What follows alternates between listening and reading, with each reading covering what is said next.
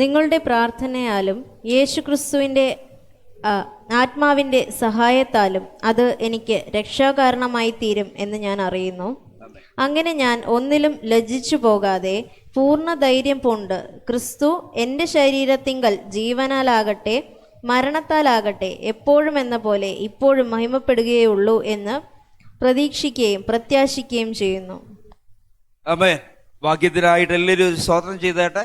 അപ്പോസ്തലനായ പൗലോസിന്റെ 14 ലേഖനങ്ങൾക്കകത്തെ അവസാനത്തെ ലേഖനം എന്ന് വേദചിന്തകന്മാർ വെളിപ്പെടുത്തിയിട്ടുള്ള ലേഖനമാണ്. കാരാഗ്രഹ ലേഖനങ്ങളിൽ അവസാനത്തേത്, ഏറ്റവും പ്രാധാന്യതയുള്ളൊരു ലേഖനം. ഞാൻ ഈ ഭാഗത്ത് നിന്ന് ഇതിനു മുമ്പ് ഞാൻ നിങ്ങളോട് സംസാരിച്ചിട്ടുണ്ട്, ഈ അധ്യായത്തിൽ സംസാരിച്ചിട്ടുണ്ട്. നിങ്ങൾക്കതിനകത്ത് പ്രയോജനപരമായിട്ടുള്ള ഒരുപാട് വാക്കുകളുണ്ട്.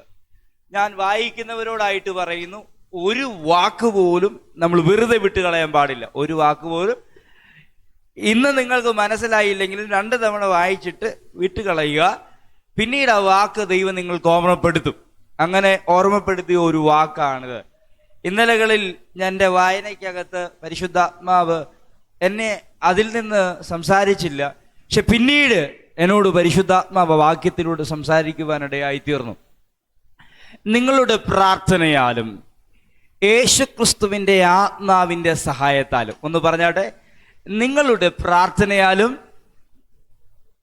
യേശുക്രിസ്തുവിൻ്റെ ആത്മാവിൻ്റെ സഹായത്താലും. ഈ 2 വിഷയങ്ങളാണ് ഞാൻ നിങ്ങളുടെ മുമ്പിലേക്ക് തുറന്നു കൊണ്ടുവരാൻ ആഗ്രഹിക്കുന്നത്. പരിശുദ്ധാത്മാവ് നിങ്ങളെ സഹായിക്കുമാറാകട്ടെ. 1 അധ്യായത്തിന്റെ താഴോട്ടുള്ള മുഖവരയ്ക്ക് ശേഷമുള്ള വാക്യം വായിക്കുമ്പോൾ പൗലോസ് പറയുന്ന ഒരു ഭാഗമുണ്ട്. അതിങ്ങനെയാണ്: ഞാൻ നിങ്ങളെ ഓർത്ത്, ഞാൻ നിങ്ങൾക്ക് വേണ്ടി, നിങ്ങൾക്ക് എല്ലാവർക്കും വേണ്ടി കഴിക്കുന്ന പ്രാർത്ഥനയിൽ എപ്പോഴും സന്തോഷത്തോടെ പ്രാർത്ഥിച്ചും. ആമേൻ. ഇതിന് താഴെയുള്ള വാക്ക് ഞാൻ നിങ്ങളോട് പ്രസംഗിച്ചിട്ടുള്ളതാണ്. ഞാൻ പ്രാർത്ഥിക്കാനിരിക്കുമ്പോൾ, ഞാൻ നിങ്ങളെ ഓർക്കുമ്പോൾ എനിക്ക് സന്തോഷമുണ്ട്. ആമേൻ. ആരെയാണ്? ഫിലിപ്പിയിലുള്ള സഭയെക്കുറിച്ചാണ് പറയുന്നത്. ഞാൻ നിങ്ങളെ ഓർത്ത് പ്രാർത്ഥിക്കുമ്പോൾ എൻ്റെ അകത്ത് എന്താ ഉണ്ടാകുന്നത്? എല്ലാരെ കുറിച്ച് അങ്ങനെ ആണോന്ന് അറിയത്തില്ല. നിങ്ങൾക്ക് എല്ലാരെ കുറിച്ച് ആഗ്രഹിക്കുമ്പോൾ, പ്രാർത്ഥനയ്ക്കാണെങ്കിൽ പോലും നിങ്ങൾ പോയിരിക്കുമ്പോൾ, അത് മകനാകട്ടെ, മകളാകട്ടെ, മരുമകളാകട്ടെ, ബന്ധുജനങ്ങളാകട്ടെ, പാസ്റ്ററാകട്ടെ, വാട്ട് എവർ, ആരും ആകട്ടെ, നിങ്ങൾ അവരെ കുറിച്ച് പ്രാർത്ഥിപ്പാൻ പരിശുദ്ധാത്മാവ് ഒരു പ്രത്യേക നിയോഗം നിങ്ങളുടെ അകത്ത് തരുമ്പോൾ നിങ്ങളുടെ അകത്ത് സന്തോഷം ഉണ്ടാകുന്നുണ്ടോ എന്നുള്ളത് ചിന്തനീയമായൊരു വിഷയമാണ്. ഹല്ലേലൂയ. പൗലോസ് തികച്ചും വളരെ സന്തോഷത്തോടെ ഫിലിപ്പിയ സഭയോട് പറയാണ്, ഞാൻ നിങ്ങളെ ഓർക്കുമ്പോഴൊക്കെയും, പ്രാർത്ഥനയിൽ ഓർക്കുമ്പോഴൊക്കെയും എൻ്റെ അകത്ത് സന്തോഷം ഉളവാകുന്നുണ്ട്. ആമേൻ. ഹല്ലേലൂയ, ഹല്ലേലൂയ. 2ാം മിഷണറി യാത്രയിൽ, ശ്രദ്ധിച്ചേ, 2ാം മിഷണറി യാത്രയിൽ, ഇത് മുഖവരയാണ്. മുഖവര കഴിഞ്ഞ് ഈ വിഷയത്തിനകത്തേക്ക് വരുമ്പോൾ ദൈവത്തിന്റെ ദൂത് ഒരുപാട് എനിക്ക് പറയാനുണ്ട്. 2ാം മിഷണറി യാത്രയിൽ പൗലോസ് യൂറോപ്പിലേക്കുള്ള ദർശനം പ്രാപിക്കുകയാണ്. എങ്ങോട്ട് പോകണമെന്ന് കൃത്യദർശനം ഇല്ല. തൻ്റെ കൂടെ യാത്ര ചെയ്യുന്ന പ്രധാനപ്പെട്ട വ്യക്തികൾ ശീലാസ് ഉണ്ട്, ഹല്ലേലൂയ, ലൂക്കോസ് ഉണ്ട്, തിമത്തിയോസ് ഉണ്ട്. തിമത്തിയോസ് ഇടയ്ക്ക് വെച്ച് കിട്ടിയവനാണ്. ഹല്ലേലൂയ. ഒരു വിശ്വാസമുള്ള യഹൂദ സ്ത്രീയിലും, ഹല്ലേലൂയ, നല്ല സാക്ഷിയുള്ള യവന പുരുഷനിലും ജനിക്കപ്പെട്ട നല്ല സാക്ഷിയുള്ള തിമത്തിയോസിനെ കണ്ടപ്പോൾ ഈ യാത്രയിൽ തൻ്റെ കൂടെ കൂട്ടാൻ കൊള്ളാം എന്ന് പൗലോസിന് മനസ്സിലായി. ഹല്ലേലൂയ. എൻ്റെ പഠനത്തിൽ നിന്ന് എനിക്ക് മനസ്സിലായി, തിമത്തിയോസിനെ പൗലോസിന്റെ അടുക്കലേക്ക് കൊണ്ടുവരുന്നത് ശീലാസാണ്. ഹല്ലേലൂയ. ഞാൻ വേറിട്ട് ഈ ആഴ്ച പഠിച്ച ഒരു വ്യക്തിയാണ് ശീലാസ് എന്ന് പറയുന്നത്. ഹല്ലേലൂയ. ഈ മനുഷ്യൻ എവിടെയുള്ള ആളാണെന്നറിയാവോ? ഈ മനുഷ്യൻ യെരുശലേമിലെ ഒരു പ്രവാചകനാണ്. ഹല്ലേലൂയ. യെരുശലേമിൽ ശുശ്രൂഷ ചെയ്ത ഒരു മനുഷ്യനാണ്. ഹല്ലേലൂയ. അന്ത്യോക്യയിൽ ചില പ്രയാസങ്ങൾ, ഹല്ലേലൂയ, അന്ത്യോക്യയിൽ ഒരു ഉണർവുണ്ടാകുന്നു. അന്ത്യോക്യയിലുണ്ടായ ഉണർവ് പ്രതി അവിടെ ഒരുപാട് ജനങ്ങൾ, യവനന്മാരുടെ കൂട്ടത്തിൽ നിന്നും യഹൂദന്മാരുടെ കൂട്ടത്തിൽ നിന്നും സഭയ്ക്കകത്തേക്ക് ജാതി മത ഭേദമന്യേ കൂടി വരുവാനിടയായി തീർന്നു. അങ്ങനെ ഉണ്ടാകട്ടെ. ഹല്ലേലൂയ. എല്ലാ ഭാഷയ്ക്കകത്ത് നിന്നും, എല്ലാ ജാതിക്കകത്ത് നിന്നും, എല്ലാ സംസ്കാരത്തിനകത്ത് നിന്നും, എല്ലാ ഭാഷയ്ക്കകത്ത് നിന്നും നമുക്ക് വിശ്വാസികളെ വേണം. എല്ലാ ഭാഷയ്ക്കകത്തു നിന്നും വേണം. ഹല്ലേലൂയ. ഈ തൊട്ടടുത്ത സംസ്ഥാനങ്ങളിൽ നിന്ന് ഹിന്ദി സംസാരിക്കുന്നവര് നമ്മുടെ നാട്ടിൽ വന്ന് കിടപ്പുണ്ട്. ഹല്ലേലൂയ. അവര് നമുക്ക് വിശ്വാസികളാകുന്നത് കൊണ്ട് നിങ്ങൾക്ക് എന്താണ് കുഴപ്പം? Hallelujah, hallelujah. ഇനിയിപ്പം നമ്മുടെ മേൽ അവർ വോട്ട് ബാങ്ക് വരെ ആയിക്കൊണ്ടിരിക്കുന്ന സമയമാണ് ഇപ്പം. ആമേൻ. അതുകൊണ്ട് ഹല്ലേലൂയ, നമ്മുടെ ഭാഷ അതീതമായുള്ള ഹല്ലേലൂയ ആരാധനയും ഹല്ലേലൂയ പ്രസംഗങ്ങളും ഇവിടെ ഉണ്ടാകുന്നതിനായി ഞാൻ സ്തോത്രം ചെയ്യുകയാണ്. യെരൂശലേമിന് അപ്പുറത്തേക്ക് സഭ വളരാൻ തുടങ്ങിയപ്പോൾ, അന്ത്യോക്യയിലേക്ക് എത്തിയപ്പോൾ തൊട്ടടുത്തുള്ള ഭാഷക്കാരും സഭയ്ക്കകത്ത് കയറി വരാൻ തുടങ്ങി. ഹല്ലേലൂയ. ഈ സമയം അവിടെ ഒരു ഉണർവ് നടക്കുന്നെന്ന് മനസ്സിലായ ഹല്ലേലൂയ സഭയിലുള്ള വ്യക്തികൾ, യെരൂശലേമിലുള്ള വ്യക്തികൾ, ഹല്ലേലൂയ സുവിശേഷം പറഞ്ഞ ചില യഹൂദ മതത്തിൽ നിന്ന് രക്ഷിക്കപ്പെട്ടവരുണ്ട്. ഹല്ലേലൂയ. കഴിഞ്ഞ ആഴ്ച ഞാൻ ഇങ്ങനെ ഒരു കാര്യം പറഞ്ഞായിരുന്നു. ഹല്ലേലൂയ. അവരുടെ അകത്ത് ഈ സഭയെക്കുറിച്ച് വലിയ കാഴ്ചപ്പാടില്ല. സഭയുടെ റൂളുകൾ എന്നാണെന്ന് അറിയില്ല, എങ്ങനെയാണ് മുന്നോട്ട് പോകേണ്ടെന്ന് അറിയത്തില്ല. അവർക്ക് ആകെ അറിയാവുന്നത് പഴയ നിയമത്തിലെ തോറെ അനുസരിക്കുക, പഴയ നിയമത്തിലെ നിയമങ്ങൾ അനുസരിക്കുക, പഴയ നിയമത്തിലെ ആചാര അനുഷ്ഠാനങ്ങൾ അനുസരിക്കുക. ഇതാണ് അവർക്ക് അറിയാവുന്നത്. അവര് പോയി പഠിപ്പിച്ചു. ആര് പഠിപ്പിച്ചു? മോശ കൽപ്പിച്ച സകല ആചാര അനുഷ്ഠാനങ്ങളും സഭയിൽ അനുസരിക്കണം. ഹല്ലേലൂയ. ഇത് പൗലോസിനും ബർന്നബാസിനും ഇടയിൽ വലിയൊരു ചിന്താകുഴപ്പം ഉണ്ടാക്കി. ഹല്ലേലൂയ. വിശ്വാസത്താൽ രക്ഷിക്കപ്പെട്ടവരുടെ മേൽ ഹല്ലേലൂയ ഈ പിതാക്കന്മാർക്കോ ഇവർക്കോ അനുസരിക്കാൻ കഴിയാത്ത ഈ നുകത്തെ വെച്ചു കൊടുക്കുവാൻ അവർ തയ്യാറായില്ല. ഈ വാക്കുകൾ അവിടെയുള്ള വാക്കുകളാണ്, എൻ്റെ വാക്കുകളല്ല. അവർ യെരൂശലേമിലേക്ക് ചെല്ലുന്നു. അവിടെ അപ്പോസ്തലന്മാരുമായി ഒരു ചർച്ചയുണ്ടാകുന്നു. അപ്പോസ്തല പ്രവൃത്തി 15-ാം അധ്യായം. ഈ 15-ാം അധ്യായത്തിനകത്താണ് ആദ്യത്തെ യെരൂശലേം കൗൺസിൽ ഉണ്ടാകുന്നത്. ഈ കൗൺസിലിനകത്ത് ആദ്യം പത്രോസും പിന്നെ യാക്കോബും ഹല്ലേലൂയ ഭാരമായുള്ള ഒരു നുകങ്ങളും വിശ്വാസികളുടെ മേൽ വെച്ചു കൊടുക്കരുതെന്നുള്ള തീരുമാനത്താൽ 4 പുരുഷന്മാരെ അന്ത്യോക്യയിലേക്ക് പറഞ്ഞയക്കുക. അതിനകത്ത് അന്ത്യോക്യയിൽ നിന്ന് വന്ന ബർന്നബാസുണ്ട്, അന്ത്യോക്യയിൽ നിന്ന് വന്ന ഹല്ലേലൂയ പൗലോസുണ്ട്. അതിനകത്ത് യെരൂശലേമിൽ നിന്ന് അയക്കുന്ന 2 പുരുഷന്മാരുടെ കൂട്ടത്തിൽ പ്രവാചകനാകുന്ന ശീലാസുണ്ട്. ഹല്ലേലൂയ.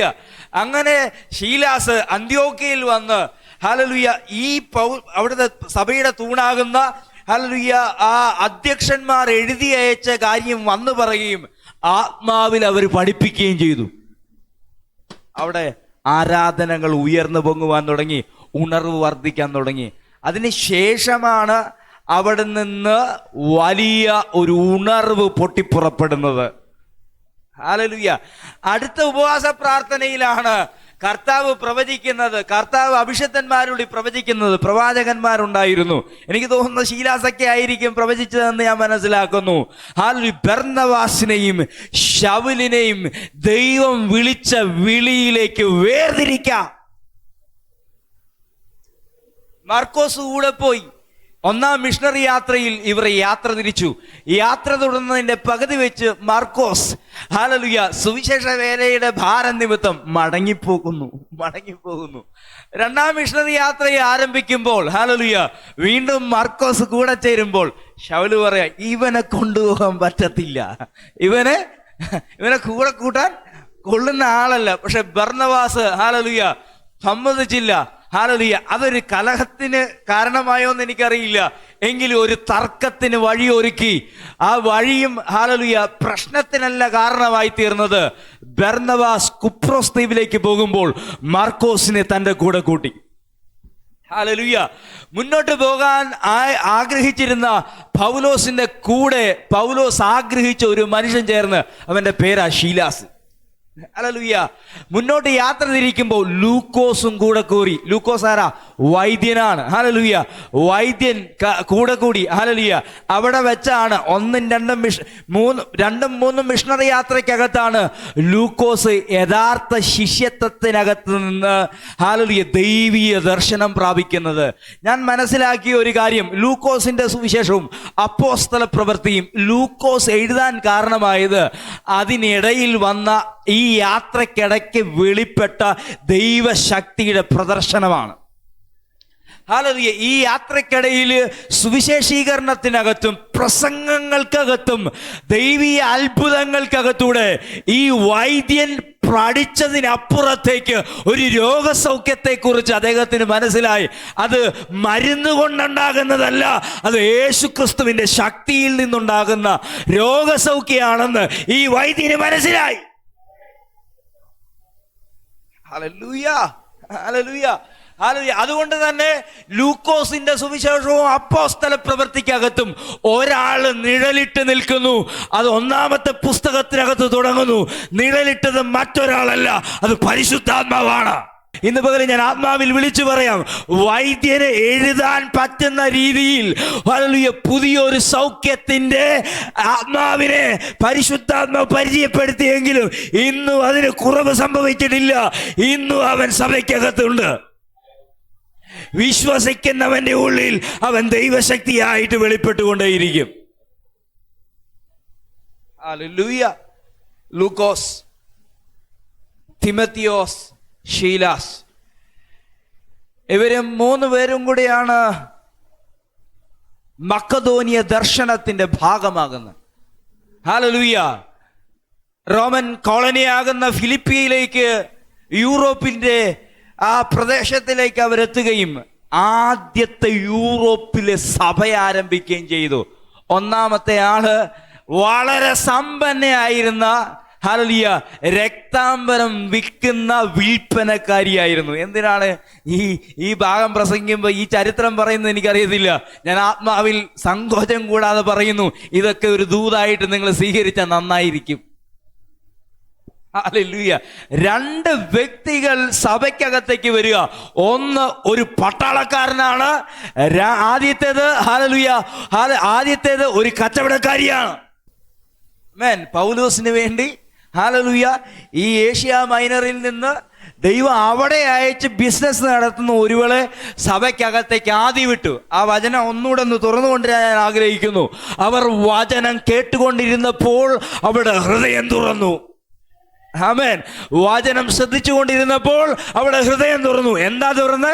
ഹൃദയമാണ് ദൈവം തുറക്കുന്നത്. ഇന്ന് രാവിലെ ഞാൻ ആത്മാവിൽ പറയുന്നു, വചന കേൾവി ഹൃദയങ്ങളെ തുറക്കും. ഹല്ലേലൂയ. എവിടെ വചനം സംസാരിക്കണമെന്ന്, എവിടെ ഹല്ലേലൂയ സുന്നകദോസുകളും ദേവാലയങ്ങളും അന്വേഷിച്ചിറങ്ങിയ അഭിഷക്തന്മാർക്ക് അത് കാണാൻ കഴിയാതെ പുഴവക്കത്ത് നിന്നവരോട് സുവിശേഷം സംസാരിച്ചു കൊണ്ടിരുന്നപ്പോൾ കേട്ടുകൊണ്ടിരുന്നവളുടെ ഹൃദയം ദൈവം തുറന്നു. ഞാൻ ആത്മാവിൽ വിശ്വാസത്തോടെ ഒരു സങ്കോചം കൂടാതെ പ്രഖ്യാപിക്കുന്നു, ദൈവം ചില ഹൃദയങ്ങളെ തുറക്കാൻ പോവുകയാണ്. Hallelujah, hallelujah. ഉയർന്ന ചിലരെ ദൈവം തുറക്കാൻ പോവുകയാണ്. ഉയർന്നവരെ അല്ല, സമൂഹത്തിൽ ഉയർന്നവരെ മാത്രമല്ല, ഉയർന്ന സ്ഥാനത്തുള്ളവരെ മാത്രമല്ല, ഹല്ലേലൂയ പൈശാചിക ബാധയിട്ട് ഹല്ലേലൂയ ഒരു അടിമയാക്കി വെച്ച ഒരു പെൺകുട്ടിയെയും സ്വതന്ത്രമാക്കാൻ ഫിലിപ്പിയിലെ ആദ്യത്തെ വിശ്വാസത്തിന്റെ കൂട്ടത്തിലേക്ക് ദൈവം അവളെയും കൂടി ആഡ് ചെയ്തെങ്കിൽ വിശ്വാസത്തോടെ ഞാൻ വിളിച്ചു പറയുന്നു, ദൈവം തന്റെ പദ്ധതികൾ നിർത്തിയിട്ടില്ല, അത് പുനരാരംഭിക്കാൻ പോവുകയാണ്. നിങ്ങൾക്ക് എത്ര പേർക്കറിയാം? കഴിഞ്ഞ ആഴ്ചകളിൽ ഒന്നും ഞാൻ പറഞ്ഞു എന്ന ഭാഗം നിങ്ങൾ ഓർക്കുന്നുണ്ടോ? ഹല്ലേലൂയ. അവിടെ അങ്ങ് നമ്മുടെ സംസ്ഥാനങ്ങളുടെ അങ്ങ് കോണിൽ കിടക്കുന്ന പഞ്ചാബിനകത്ത് ഉണർവുകൾ ആരംഭിച്ച് അവിടുത്തെ ഹല്ലേലൂയ ആരാധന ആലയങ്ങളിലും അവരുടേതായ പാട്ട് കേന്ദ്രങ്ങൾക്കകത്തും പാടാനോ ഇരിക്കാനോ കഴിക്കാനോ ആളില്ലാത്ത രീതി സഭയ്ക്കകത്തേക്ക് ഒരു വലിയ കൂട്ടം ജനം ഓടിയിറങ്ങിയതുപോലെ നമ്മുടെ തൊട്ടടുത്ത് കിടക്കുന്ന കർണാടകയ്ക്കകത്തും വലിയ ഉണർവുകൾ സംഭവിച്ചു തുടങ്ങി. ലിസ്റ്റ് കഴിഞ്ഞ എൻ്റെ മുമ്പത്തെ ആഴ്ച പുറത്തു വന്നപ്പോൾ ലിസ്റ്റ് തിരിഞ്ഞു കിടക്കുകയാണ്. ഹല്ലേലൂയ. 35% താഴെ കിടക്കുന്ന ആൾക്കാരെ കർത്താവ് തിരിച്ചു കഴിഞ്ഞിരിക്കുന്നു. അവർക്കിനി അവരുടെ ഔദാര്യം വേണ്ട എന്ന് ഉറക്കെ പ്രഖ്യാപിച്ചുകൊണ്ട് അവരവരുടെ നയം പ്രഖ്യാപിച്ചു കഴിഞ്ഞിരിക്കുന്നു. എന്താണ് ഹല്ലേലൂയ. ഇത്തവണ ട്രംപ് കയറി വന്നപ്പോൾ നിങ്ങൾക്ക് ഇതിന്റെ പ്രവചനത്തിന്റെ രീതി കേട്ടിട്ടുള്ളവർക്ക് മനസ്സിലാകും, ഇതൊരു അന്ത്യകാല ഉണർവിന്റെ ഭാഗമാണ്. ഇവിടെ സംസാരിച്ച വചനം ഞാനൊരു ദൈവദാസനുമായി സംസാരിക്കുമ്പോൾ അദ്ദേഹം എന്നോട് ചോദിച്ച ചോദ്യമുണ്ട്, ഇതിങ്ങനെ പ്രസംഗിക്കുന്നതിന്റെ പിന്നിൽ കാര്യം എന്താ? എപ്പോഴാണ് ഞാൻ കഴിഞ്ഞ ആഴ്ച പറഞ്ഞു തോന്നുന്നത്, ഹല്ലേലൂയ, ഇതൊരു ഉണർവിന്റെ, ഹല്ലേലൂയ, ഇത് അന്ത്യകാല ഉണർവിന്റെ സാധ്യത തുടങ്ങുന്ന ആശയമല്ലേ നിങ്ങൾ ഈ പറയുന്നത്? അപ്പോഴാണ് ഞാനും ചിന്തിക്കുന്നത്, ഇങ്ങനെ ഒരു ആശയം കൂടെ അതിനകത്തുണ്ടല്ലോ. ഹല്ലേലൂയ. കേൾക്കുന്ന ആൾക്കാർക്ക് മനസ്സിലാക്കുക. ഇന്ന് പകല് ഞാൻ മത്തായി സുവിശേഷത്തിനകത്തൊരു വാക്യം പറയുന്നു, അത്തി തളർക്കുന്നത് നീ നോക്കുമ്പോൾ, ഹല്ലേലൂയ, ഇന്ന് വരെ കണ്ടിട്ടില്ലാത്ത ഒരു ദൈവപ്രവൃത്തി ഉണ്ടെന്ന് നീ മനസ്സിലാക്കിയിരിക്കണം. ഹല്ലേലൂയ. യേശു കർത്താവ് പറഞ്ഞൊരു ഉപമയുണ്ട്. ഹല്ലേലൂയ. മേഘത്തിന്റെ കളറ് മാറുമ്പോൾ മഴ പെയ്യാനാണെന്ന് നിങ്ങൾക്കറിയാം. ഹല്ലേലൂയ. പക്ഷേ ഈ അന്ത്യകാലത്തെക്കുറിച്ച് നിങ്ങൾ എന്തുകൊണ്ട് മനസ്സിലാക്കുന്നില്ല? ഈ കാലഘട്ടത്തെക്കുറിച്ച് എന്തുകൊണ്ട് മനസ്സിലാക്കുന്നില്ല? മനസ്സിലാക്കി നീ ആള് മാറുന്നത് നീ കാണാൻ പോവുക. ഓരോ വാക്കുകളിലും നിർത്തിയിട്ട് ഞാൻ വരട്ടെ. ഞാൻ പറഞ്ഞ ഒരു ഉണർവ് സംഭവിച്ചുകൊണ്ടിരിക്കുകയാണ്. ഉണർവിന്റെ പൊട്ടിപ്പുറപ്പെടലുകൾ, ഹല്ലേലൂയ, ചില ചെറിയ ചർച്ചകൾക്കകത്ത് നിന്ന് പൊട്ടിപ്പുറപ്പെട്ടുകൊണ്ടിരിക്കുക. ഹല്ലേലൂയ. ആര് കണ്ടു? ഇന്ന് നീ വീട്ടിലിരുന്ന്, ഹല്ലേലൂയ, വേറിട്ട് പ്രാർത്ഥിക്കുന്ന ഒരു പ്രാർത്ഥന നിന്റെ ദേശത്തിന്റെ മുഴുവൻ വിടുതലിന് കാരണമായി തീരും. ഹല്ലേലൂയ. ഒരുപാട് നാളുകൾ അടഞ്ഞു കിടന്ന കിണറുകളെ ദൈവം തുറന്നിടുന്നത് പോലെ, ഹല്ലേലൂയ, കുഴിമുട്ടി മൂടിയതിനെ ആത്മാവിൽ വെട്ടി തുറക്കാൻ ദൈവത്തിന്റെ നിയോഗം പ്രാപിച്ച, ഹല്ലേലൂയ, ഒരാളുണ്ടെങ്കിൽ നിങ്ങൾ ശക്തമായിട്ട് പ്രാർത്ഥിക്കണം. ഹല്ലേലൂയ. വിട്ട് തരത്തില്ല എന്ന് ആത്മാവിൽ പറയുന്നവന്റെ മുമ്പിലാണ് ദൈവം പ്രവർത്തിക്കാൻ പോകുന്നത്. ഒരു ഉണർവ് ആഴത്തിൽ തുറക്കാൻ പോവുകയാണ്. കാതുകളെ വിട്ടുകൊടുക്കണം. പ്രവാചക ശബ്ദങ്ങൾക്ക് കാതുകളെ വിട്ടുകൊടുക്കണം. ഹല്ലേലൂയ. ഹല്ലേലൂയ. എന്റെ മനസ്സിനകത്തുള്ള ഒരു ചിന്തയും പറഞ്ഞിട്ട് ഈ വാക്യത്തിനകത്തേക്ക് വരാം.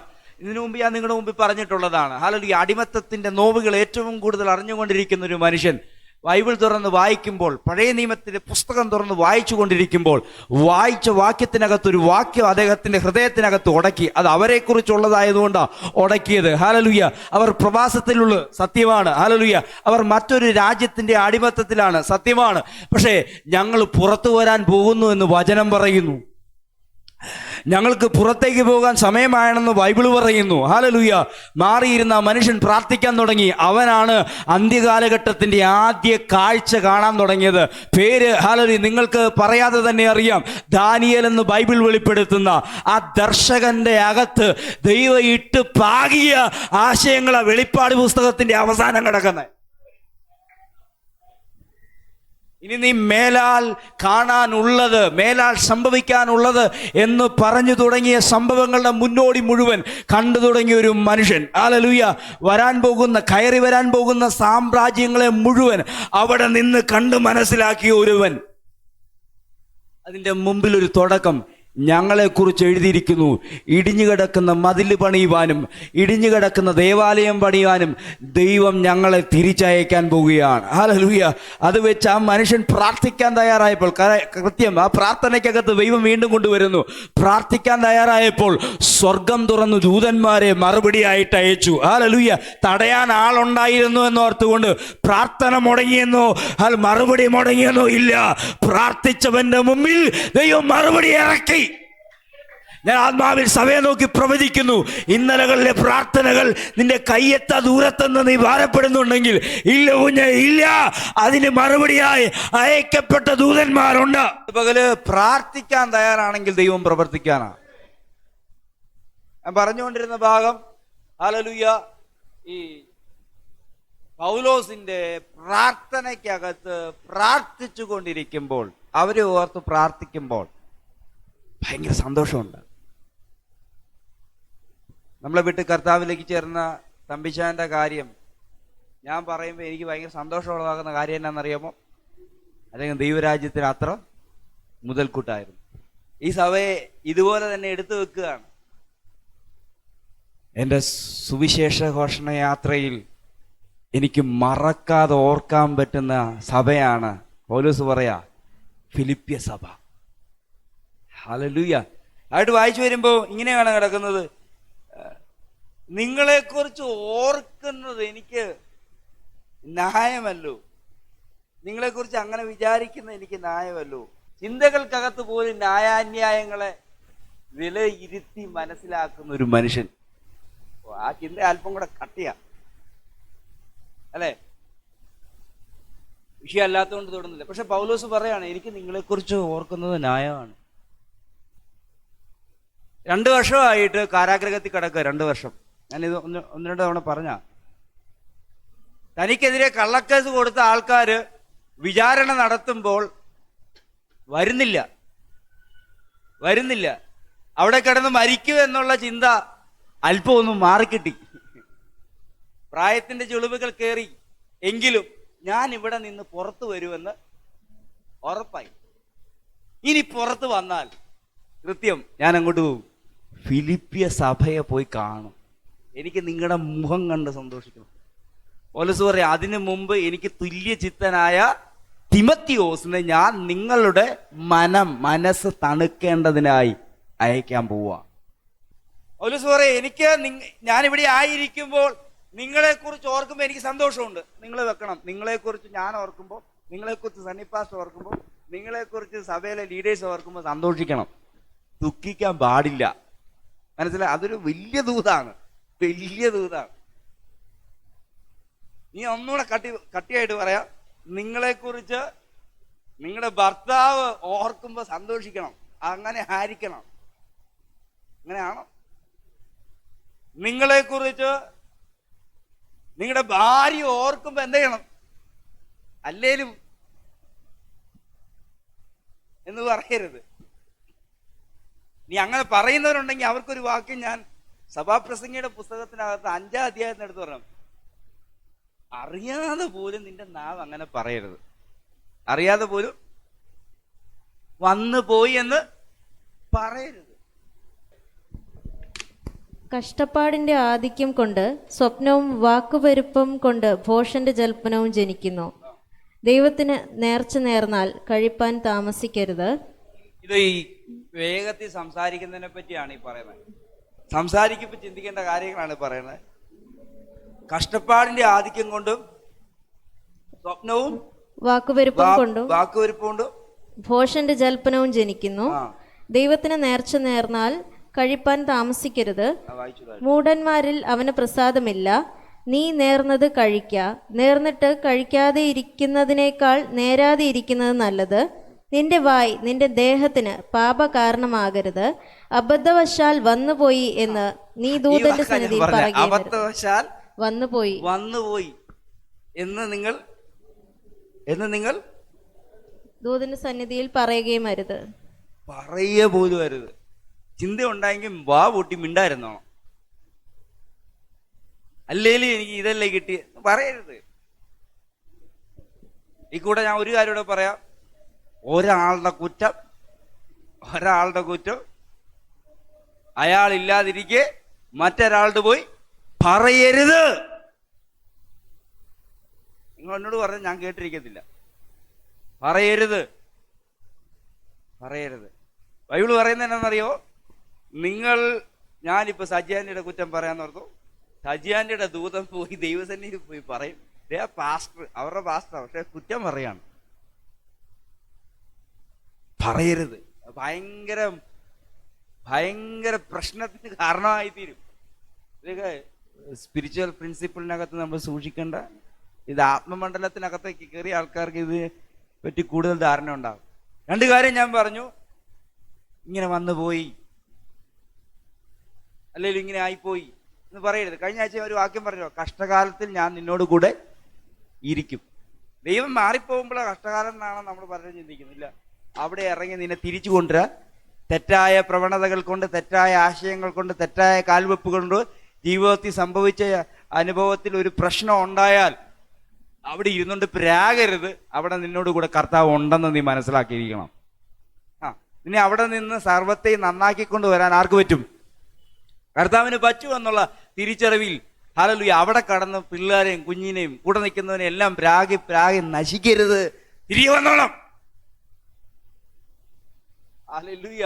ഇവിടെ കഷ്ടപ്പാടിന്റെ ആധിക്യം കൊണ്ട് ആ സ്വപ്നം ഉണ്ടാവും. പല സ്വപ്നങ്ങളും എന്താണ് കാരണം എന്നറിയത്തില്ല.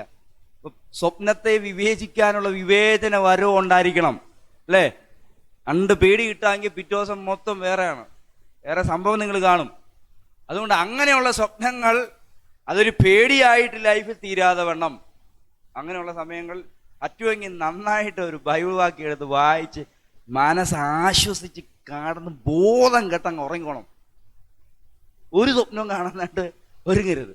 ഈ ബൈബിളൊക്കെ വായിച്ച് സന്തോഷത്തിൽ ഇരിക്കുമ്പോൾ പോയി സ്വപ്നം കണ്ടു, അവിടെ കർത്താവിന്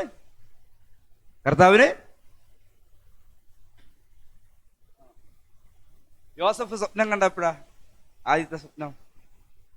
വീട്ടിൽ നല്ലൊരു തിരുന്നപ്പോഴാണ് പുള്ളി സ്വപ്നം കണ്ടേ. അവൻ സ്വപ്നത്തിൽ വളർന്നു കഴിഞ്ഞപ്പോൾ പിന്നെ കാരാഗ്രഹത്തിലിട്ട് സ്വപ്നം കാണിക്കാൻ തുടങ്ങി. ഹല്ലേലൂയ. എന്റെ വിഷയം അതല്ല, ഞാൻ തിരികെ വരികയാണ്. ഞാൻ പറഞ്ഞു വന്നത് ആവശ്യമില്ലാത്ത ഒന്നും നാവിനകത്തൂടെ, പ്രത്യേകിച്ച് അയലോക്കംകാരെ ആരെന്നൊക്കെ പറയുന്നുണ്ട്, കുറ്റം പറയരുത്. നിങ്ങളുടെ വീട്ടിലുള്ള ആളെക്കുറിച്ച് ആളില്ലാതിരിക്കുക എന്തെങ്കിലും പറയണ്ടേ മുഖത്ത് നോക്കി കാര്യം പറഞ്ഞോളൂ. ഈ ഒരു പ്രയാസമുണ്ട്. ഇട്ടുകളയോ തിരുത്തുകയോ ചെയ്യുമെന്ന് പറഞ്ഞാൽ വളരെ സന്തോഷമാണ്. ചിലപ്പോൾ ഇച്ചിരി ദുഃഖമൊക്കെ തോന്നും, മുഖത്ത് നോക്കി പറഞ്ഞല്ലോ. പക്ഷെ ദൈവത്തിൻ്റെ മുമ്പിൽ നിങ്ങൾ നീതിയുള്ളവരായിത്തീരും. പറഞ്ഞ മനസ്സിലായ സ്തോത്രം. ഇനി ഞാൻ പറഞ്ഞ എന്നെ വീട്ടിൽ നിന്ന് ഇറക്കി വിട്ടാലും എനിക്ക് കുഴപ്പമൊന്നുമില്ല. ഞാൻ ആരുടെ വീട്ടിൽ വന്ന് അങ്ങനെ ഇതുവരെ പറഞ്ഞിട്ടില്ല എന്നാണോ വിചാരിക്കാൻ? പറയുന്നൊരു സ്വഭാവം എനിക്കില്ല. ഹല്ലേലൂയ. നിങ്ങൾ ആരുടെ വീട്ടിൽ പോയി പറയരുത്. നിങ്ങൾ ആരാണെന്നുള്ള ബോധ്യം നിങ്ങളിലുണ്ടായിരിക്കണം. പരിശുദ്ധാത്മാവ് സഹായിക്കണം. നമ്മൾ വാക്യത്തിനകത്തേക്ക് വരികയാണ്. നിങ്ങളുടെ പ്രാർത്ഥനയാലും യേശുക്രിസ്തുവിന്റെ ആത്മാവിന്റെ സഹായത്താലും. ഓക്കെ, പൗലോസ് പറയാണ് നിങ്ങളുടെ പ്രാർത്ഥന. നിങ്ങൾ ആരാണ്? ഫിലിപ്പിയിലെ സഭയാണ്. ഫിലിപ്പിയിലെ ഏതെങ്കിലും ഒരു വിശ്വാസിയല്ല, ഏതെങ്കിലും ഒരു പാസ്റ്ററെ മാത്രം വിരച്ചുകൊണ്ടിയല്ല. നിങ്ങളുടെ പ്രാർത്ഥന എന്ന് പറഞ്ഞാൽ സഭയുടെ പ്രാർത്ഥന. അപ്പം ആ വിഷയം ഒന്നുകൂടെ ഞാൻ നിങ്ങളുടെ അകത്തേക്ക് വരികയാണ്. സഭയുടെ പ്രാർത്ഥനയും യേശുക്രിസ്തുവിന്റെ ആത്മാവിന്റെ സഹായവും. ആമേൻ. സഭയുടെ പ്രാർത്ഥനയും യേശുക്രിസ്തുവിന്റെ ആത്മാവിന്റെ സഹായവും. ഈ വിഷയത്തിനകത്തേക്ക് ഞാനൊന്ന് ഇറങ്ങാനായിട്ട് താല്പര്യപ്പെടുകയാണ്. ഇത് നമ്മൾ പ്രസംഗിച്ചുകൊണ്ടിരിക്കുന്ന ഒരു ഭാഗത്തോട് കയറേണ്ട ഒരു വിഷയമാണ്. പൗലോസ് സഭയ്ക്ക് വേണ്ടി പ്രാർത്ഥിച്ചിട്ടുണ്ട്, സഭയോട് പ്രാർത്ഥന ആവശ്യപ്പെട്ടിട്ടുണ്ട്. സഭയ്ക്ക് വേണ്ടി പ്രാർത്ഥന ആവശ്യപ്പെട്ടിട്ടുണ്ട്, സഭയോട് പ്രാർത്ഥന അപേക്ഷിച്ചിട്ടുമുണ്ട്. ആമേൻ. ഹല്ലേലൂയ. സഭ അറിയേണ്ടതായ, സഭ എന്നത് സഭ ആരാണെന്ന് എന്നറിയാൻ വേണ്ടി ഒരുപാട് പ്രാർത്ഥന നടത്തിയ ഒരു മനുഷ്യനാണ്. നിങ്ങൾ അറിയേണ്ടതിന് ഞാൻ നിങ്ങൾക്ക് വേണ്ടി പ്രാർത്ഥിക്കുന്നു. എഫെസ്യ ലേഖനത്തിന്റെ 2 പ്രധാനപ്പെട്ട 1-ാം അധ്യായത്തിലെയും 3-ാം അധ്യായത്തിലെയും അതിപ്രധാനമായ വളരെ ശക്തമേറിയ വെളിപ്പാടുകളും പ്രാർത്ഥനാ വിഷയങ്ങൾ കൊണ്ട് നിറയുന്ന 2 പ്രാർത്ഥനയ്ക്കകത്തും പൗലോസ് ആഗ്രഹിച്ച കാര്യമാണ് സഭ നിങ്ങൾ ആരാണെന്ന് അറിയേണ്ടതിന്. നമ്മൾ സുവിശേഷത്തിനകത്തൊരു ഭാഗം സഭയെക്കുറിച്ച് ഈ അറിയേണ്ടതിനായിട്ട് പറയാം. നിങ്ങൾ ദൈവത്തിന്റെ മന്ദിരമെന്നും ദൈവത്തിന്റെ ആത്മാവ് നിങ്ങളിൽ വസിക്കുന്നുവെന്നും നിങ്ങൾ അറിയുന്നില്ലയോ? ഇതറിയാതെ ഇതിനകത്തും ആരും ആയിരിക്കാൻ താല്പര്യപ്പെടരുത്. നിങ്ങൾ കടയിൽ പോകുമ്പോൾ, നിങ്ങൾ ഉറങ്ങുമ്പോൾ, നിങ്ങൾ എവിടെയെല്ലാം പോയാലും നിങ്ങൾക്കൊരു ധാരണ ഉണ്ടായിരിക്കണം. നിങ്ങൾ ആരാണ്? ദൈവത്തിന്റെ മന്ദിരമാണ്. ഇതല്ല, ഈ ഹോളല്ല ദൈവത്തിന്റെ മന്ദിരം, നിങ്ങളാണ് ദൈവത്തിന്റെ മന്ദിരം. നിങ്ങളുടെ അകത്ത് വസിക്കുന്നത് നിങ്ങൾ മാത്രമല്ല, നിങ്ങളുടെ അകത്ത് നിങ്ങളോട് ചേർന്ന് വസിക്കുന്ന ഒരാളുണ്ട്. അവന്റെ പേര് യേശു എന്നാണ്. എവിടെ പോയാലും നിങ്ങളെ വിട്ട് അവൻ മാറുന്നില്ല. Hallelujah, hallelujah. ഈ ഒരു വെളിപ്പാട് നിങ്ങളുടെ ലൈഫിനകത്തുണ്ട് എങ്കിൽ നിങ്ങൾ പോകുന്നിടത്ത് ദൈവപ്രവൃത്തിയുടെ സാധ്യതകളുണ്ട്. നീ ബിസിനസ് ചെയ്യുമ്പോൾ സാധ്യതയുണ്ട്. ആമേൻ. ഒരു ആമേൻ പറയണം.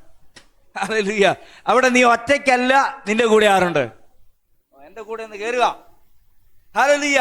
നീ ജോലി ചെയ്യുമ്പോ നീ ഒറ്റയ്ക്കല്ല, നിന്റെ കൂടെ ഏറ്റവും വലിയ ജോലിക്കാരനുണ്ട്. ഈ ഭൂമിയെയും ഭൂമണ്ഡലത്തെയും ഉണ്ടാക്കിയ ഒരുവൻ നിന്റെ കൂടെ ഉണ്ട്. ഞാൻ ഒരു ദൂത് പറഞ്ഞ എത്ര പേര് ശ്രദ്ധിക്കും? ആത്മാവിന്റെ ശക്തിയോടെ ഒരു ദൂത് ഞാൻ പറയാൻ പോവാ. നീ ഇനി പരാജയം കാണത്തില്ല.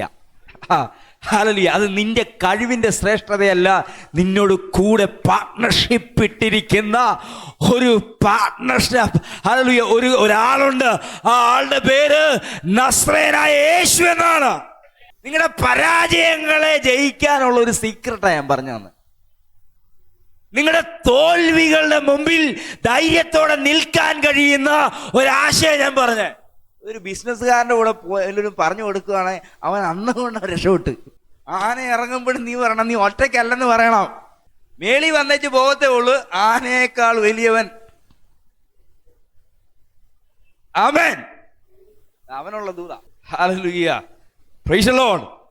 നീ ഒറ്റയ്ക്കല്ലെന്നുള്ള തിരിച്ചറിവ് എത്ര പേർക്കുണ്ട്?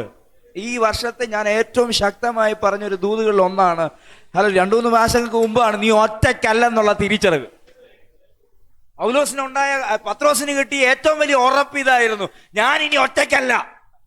വല വീശാനും വല നന്നാക്കാനും മീൻ പിടിക്കാനും മീനുള്ള സ്ഥലം അറിയാവുന്നവർ ഒക്കെ കൂടെ ഉണ്ടായിരുന്നിട്ടും ഞാൻ ഒരു രാത്രിയിൽ ഒന്നുമില്ലാത്തവനായി നിന്നപ്പോൾ എൻ്റെ വള്ളത്തെയും വലയെയും നിറച്ചവൻ ഇനി എൻ്റെ കൂടെ ഉണ്ട്. ഇതൊരു നിറവിന്റെ ദൂതാ കേട്ടോ. ഞാൻ അറിഞ്ഞുകൊണ്ട് പറയുന്നതല്ല ഇത്. ഹല്ലേലൂയ. ഇതൊരു സമ്പന്നതയുടെ ദൂതാണ്. ഇതൊരു അഭിവൃദ്ധിയുടെ ദൂതാണ്. ഇതൊരു അനുഗ്രഹത്തിന്റെ ദൂതാണ്. ഇതൊരു നിറവിന്റെ ദൂതാണ്. നിനക്കിനി പരാജയമില്ല. പരാജയത്തിന്റെ സ്വാധീനതകളുണ്ടാകും. പക്ഷെ നിന്റെ അകത്ത് വന്നവനിൽ നീ നിൽക്കുമ്പോൾ നിന്റെ പരാജയമല്ല വെളിപ്പെടുന്നത്, നിന്നിൽ ഒരു വിജയം വെളിപ്പെടും. എല്ലാ പരാജയ ബോധങ്ങളും അതിന്റെ പിന്നിൽ നിലനിൽക്കുന്ന സ്വാധീനതകളും യേശുവിന്റെ നാമത്തിൽ. ഒന്നും ചെയ്യാതിരിക്കുന്നവരോട് ഞാൻ പറയുന്നു, പുതിയ സംരംഭങ്ങൾ പോയി ആരംഭിക്കുക. ദൈവം നിന്നെ വളർത്തും. ഹല്ലേലൂയ. ഹല്ലേലൂയ. ഈ ദൈവരാജ്യത്തിന് വേണ്ടി നിൽക്കാൻ ആര് തയ്യാറാകുന്നു അവനെ വളർത്താൻ ദൈവരാജ്യമുണ്ട്. ഇന്നലെ പ്രൈസ് കർത്താവിന്റെ ദാസൻ പ്രൈസ് വചനം സംസാരിച്ചുകൊണ്ടിരുന്നപ്പം അദ്ദേഹം പറഞ്ഞു വച്ച ഒരു വാക്ക് പെട്ടെന്ന് എൻ്റെ ഹല്ലേലൂയ, ഒരു വൃക്ഷമായ അതിനൊരു പ്രത്യാശയുണ്ട്. ഒരു വൃക്ഷമായാൽ അത് വെട്ടിയാലും അത് വെട്ടിയാലും അത് കിളിർക്കും. അവൻ പറഞ്ഞു വെച്ച വാക്ക് ഹല്ലേലൂയ. അത് വെട്ടിയാലും കിളിർക്കും. ഹല്ലേലൂയ. വെള്ളത്തിന്റെ എന്താണ്? വെള്ളം എന്നല്ല, വെള്ളത്തിന്റെ ഗന്ധം. അതെന്താണ്? സാധനം എന്താണ്? വെള്ളമല്ല, വെള്ളത്തിന്റെ ഗന്ധം തട്ടിയാൽ നീ മുളയ്ക്കും. ഓ, ഇന്ന് പകൽ എത്ര പേര് വിശ്വസിക്കുന്നുണ്ട്? ഹല്ലേലൂയ. ഉണങ്ങി ഉണങ്ങി ഉണങ്ങി ഇല്ലാതായെന്ന് ചിന്തിച്ചെടുത്ത് വെള്ളത്തിന്റെ ഗന്ധം മതി. നിന്റെ ഉള്ളിലൊരു സാധ്യത ഇപ്പോഴും ദൈവം അവശേഷിപ്പിച്ചിട്ട് നിന്റെ ഉള്ളിലൊരു പുനർജീവൻ, പുനർവളർച്ച, പുതിയ ജീവിതത്തിലേക്ക്, പുതിയ ലൈഫിലേക്ക് നിന്നെ വളർത്താൻ കിട്ടുന്ന ഒരു ഗന്ധമുണ്ട്. ഗന്ധം യഥാർത്ഥ മീനിങ്ങിൽ പറഞ്ഞാൽ അത് പരിശുദ്ധാത്മാവിന്റെ ഗന്ധമാണ്.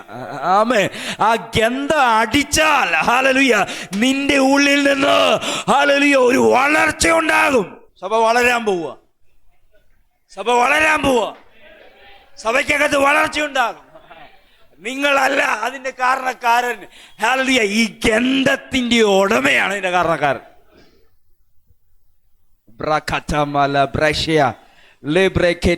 അതിനാണ് ഈ പ്രാർത്ഥനകൾ. ഹല്ലേലൂയ. നിങ്ങളൊന്ന് അറിഞ്ഞാലുണ്ടല്ലോ നിങ്ങൾ ആരാണെന്ന്, നിങ്ങൾ എന്താണെന്ന്. പൗലോസ് ഈ അറ്റംപ്റ്റാ മുന്നോട്ട് വെച്ചേ. പൗലോസും പ്രാർത്ഥിച്ചത് ഇതാണ്, നിങ്ങൾ ആരാണെന്നൊന്ന് അറിയാൻ നിങ്ങൾ തയ്യാറായാൽ. ഞാൻ ഒരു ദൂത് പറയാം, ഒരാശയം നിങ്ങളോട് പറയാം. 1-ാം നൂറ്റാണ്ടിനകത്ത് ഹല്ലേലൂയ സഭ പയ്യെ വളരുകയാണ്. ഒരു സാമ്രാജ്യത്തിന്റെ സപ്പോർട്ട് കൂടിയല്ല വളരുന്നത്, ഒരു മതപുരോഹിതന്മാരുടെ സപ്പോർട്ട് കൂടിയല്ല വളരുന്നത്.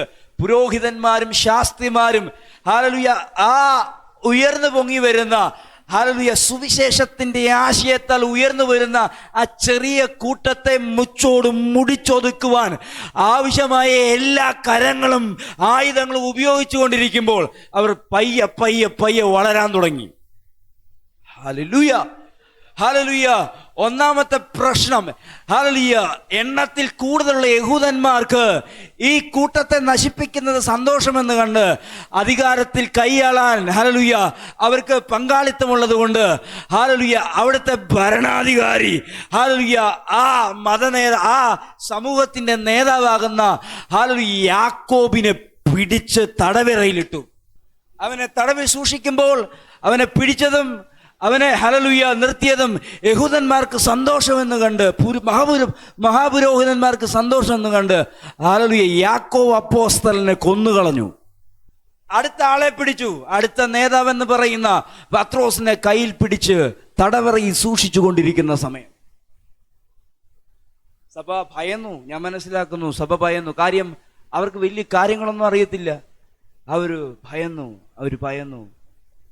രണ്ടാമത്തെ ആളെ പിടിച്ചപ്പോൾ ഭയന്നിട്ട് കാര്യമില്ലെന്ന് അറിഞ്ഞപ്പോൾ അവർ അറിയാതെ പ്രാർത്ഥിക്കാൻ തുടങ്ങി. ഹല്ലേലൂയ, അറിയാതെ ആ സഭ പ്രാർത്ഥിക്കാൻ തുടങ്ങി. വചനം പറയുന്നു, സഭയുടെ ശ്രദ്ധയോടിയ പ്രാർത്ഥന, ഹല്ലേലൂയ, കാരാഗ്രഹത്തിന്റെ അകത്ത് ഒരു ഭൂകമ്പത്തെ സൃഷ്ടിച്ചു. നിങ്ങൾക്ക് ഞാൻ പറയുന്നത് എന്നാന്ന് മനസ്സിലായോ? നിങ്ങൾ ആരാണെന്ന് അറിഞ്ഞ് നിങ്ങൾ പ്രാർത്ഥിച്ചാൽ, ഹല്ലേലൂയ, സഭയുടെ അടിസ്ഥാനത്തെ ഹല്ലേലൂയ, ഭരണകൂടത്തിന്റെ അടിസ്ഥാനങ്ങളെ കുലുക്കാൻ ദൈവത്തിന് ഇന്നും ശക്തിയുണ്ട്. അറിയാതെ പ്രാർത്ഥിച്ചതാണ്. ഭയന്നുപോയ സഹോദരന്മാർ മറ്റൊരു സ്ഥലത്ത് ഒളിച്ചിരിക്കുമ്പോൾ അന്നും പ്രാർത്ഥിക്കാൻ ദൈവം സഹോദരിമാരെ കൂട്ടുന്നെന്ന് തോന്നുന്നേ. എനിക്ക് തോന്നുന്നു സഹോദരന്മാരെ എല്ലാം പിടിക്കുമെന്ന് ഓർത്ത് അവരെല്ലാം ഒളിവിപ്പോയി.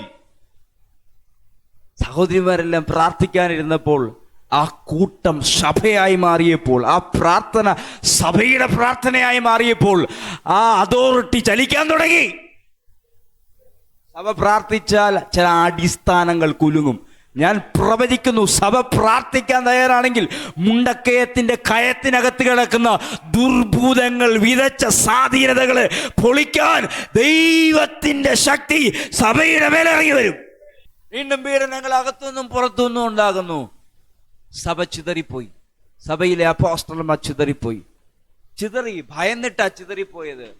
ശരീരത്തിനകത്ത് മരണം സംഭവിക്കുന്നുള്ളതായിരിക്കും ചിതറിപ്പോയത്, അല്ലെങ്കിൽ ഭയന്നിട്ടായിരിക്കാം ചിതറിപ്പോയത്. പക്ഷെ ചിതറിപ്പോയവരുടെ സ്ഥലത്ത് അവർ നിൽക്കുമ്പോൾ അവരറിയാതെ അവരുടെ ഉള്ളിൽ നിന്ന് എന്തോ പുറത്തു വരാൻ തുടങ്ങുന്നു. അവരുടെ ഉള്ളിൽ നിന്ന് പുറത്തു വന്നത് സഭകൾ സ്ഥാപിക്കാൻ തുടങ്ങുന്നു. വചനം പറയുന്നു, ചിതറിപ്പോയ സ്ഥലങ്ങളിലെല്ലാം അവർ വചനം സംസാരിച്ചു, പ്രാർത്ഥിച്ചു. അവിടെയെല്ലാം സഭകൾ തുറന്നു വരാൻ തുടങ്ങി. ഞാൻ ആത്മാവിൽ പറയുന്നു, സഭ പ്രാർത്ഥിച്ചാൽ, സഭ ആരാണെന്നറിഞ്ഞ് പ്രാർത്ഥിച്ചാൽ സഭയെ കൊണ്ട് കർത്താവിന് ചെയ്യാനുണ്ട് ചില കാര്യങ്ങൾ. ഞാൻ നിങ്ങളോട് സംസാരിക്കുന്ന സഭയുടെ പ്രാർത്ഥനയും യേശുക്രിസ്തുവിന്റെ ആത്മാവിന്റെ സഹായം എന്ന വിഷയമാണ്. യേശുക്രിസ്തുവിന്റെ ആത്മാവിന്റെ സഹായം യഥാർത്ഥ രീതിയിൽ സഭയ്ക്ക് കിട്ടണമെങ്കിൽ സഭ പ്രാർത്ഥിക്കാൻ തയ്യാറാകണം. ഹല്ലേലൂയ. സഭ എന്ന് പ്രാർത്ഥിക്കുന്നുവോ അന്ന് ശരീരത്തിന്റെ തലയായ ക്രിസ്തുവിന്റെ സഹായം കിട്ടും. ക്രിസ്തു ശരീരമായ സഭയുടെ, നിങ്ങൾ ബോറടിച്ചോ? ക്രിസ്തു ശരീരമായി, ശരീരമാരാ? നമ്മളാണ്. നമ്മളായ സഭയാണ്. നമുക്ക് തലയുള്ളൂ, ആ തല ക്രിസ്തുവാണ്. നിങ്ങൾ തലയാകരുത്. നിങ്ങൾ എന്തായാലും ശരീരമായ മതി. ബുദ്ധി മൊത്തം, സാധനം മൊത്തം വരുന്നത് എവിടുന്നാ?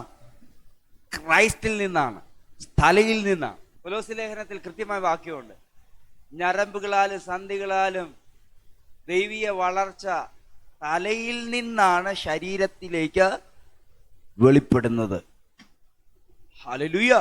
പ്രാർത്ഥിക്കാൻ തയ്യാറാണെങ്കിൽ ദൈവ അത്ഭുതങ്ങളെ ചെയ്യാൻ പോവാ. ആരും കൂടെ ഉണ്ടായിരുന്നില്ല.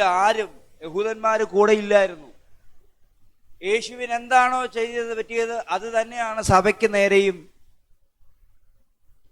മഹാപുരോഹിതന്മാരും ശാസ്ത്രിമാരും ചെയ്തത്.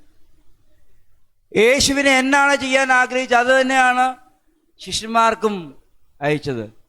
പക്ഷേ ഇവിടെ ദൈവം ആഗ്രഹിക്കുന്ന ഒരു വിഷയം, സഭ സാധാരണക്കാരെ പോലെ ഇരിക്കരുത്. സഭ ആരാണെന്ന് മനസ്സിലാക്കണം. പൗലോസ് തന്നെക്കുറിച്ച് തന്നെ ബോധ്യപ്പെടുത്തി പറയാണ്, ഞാൻ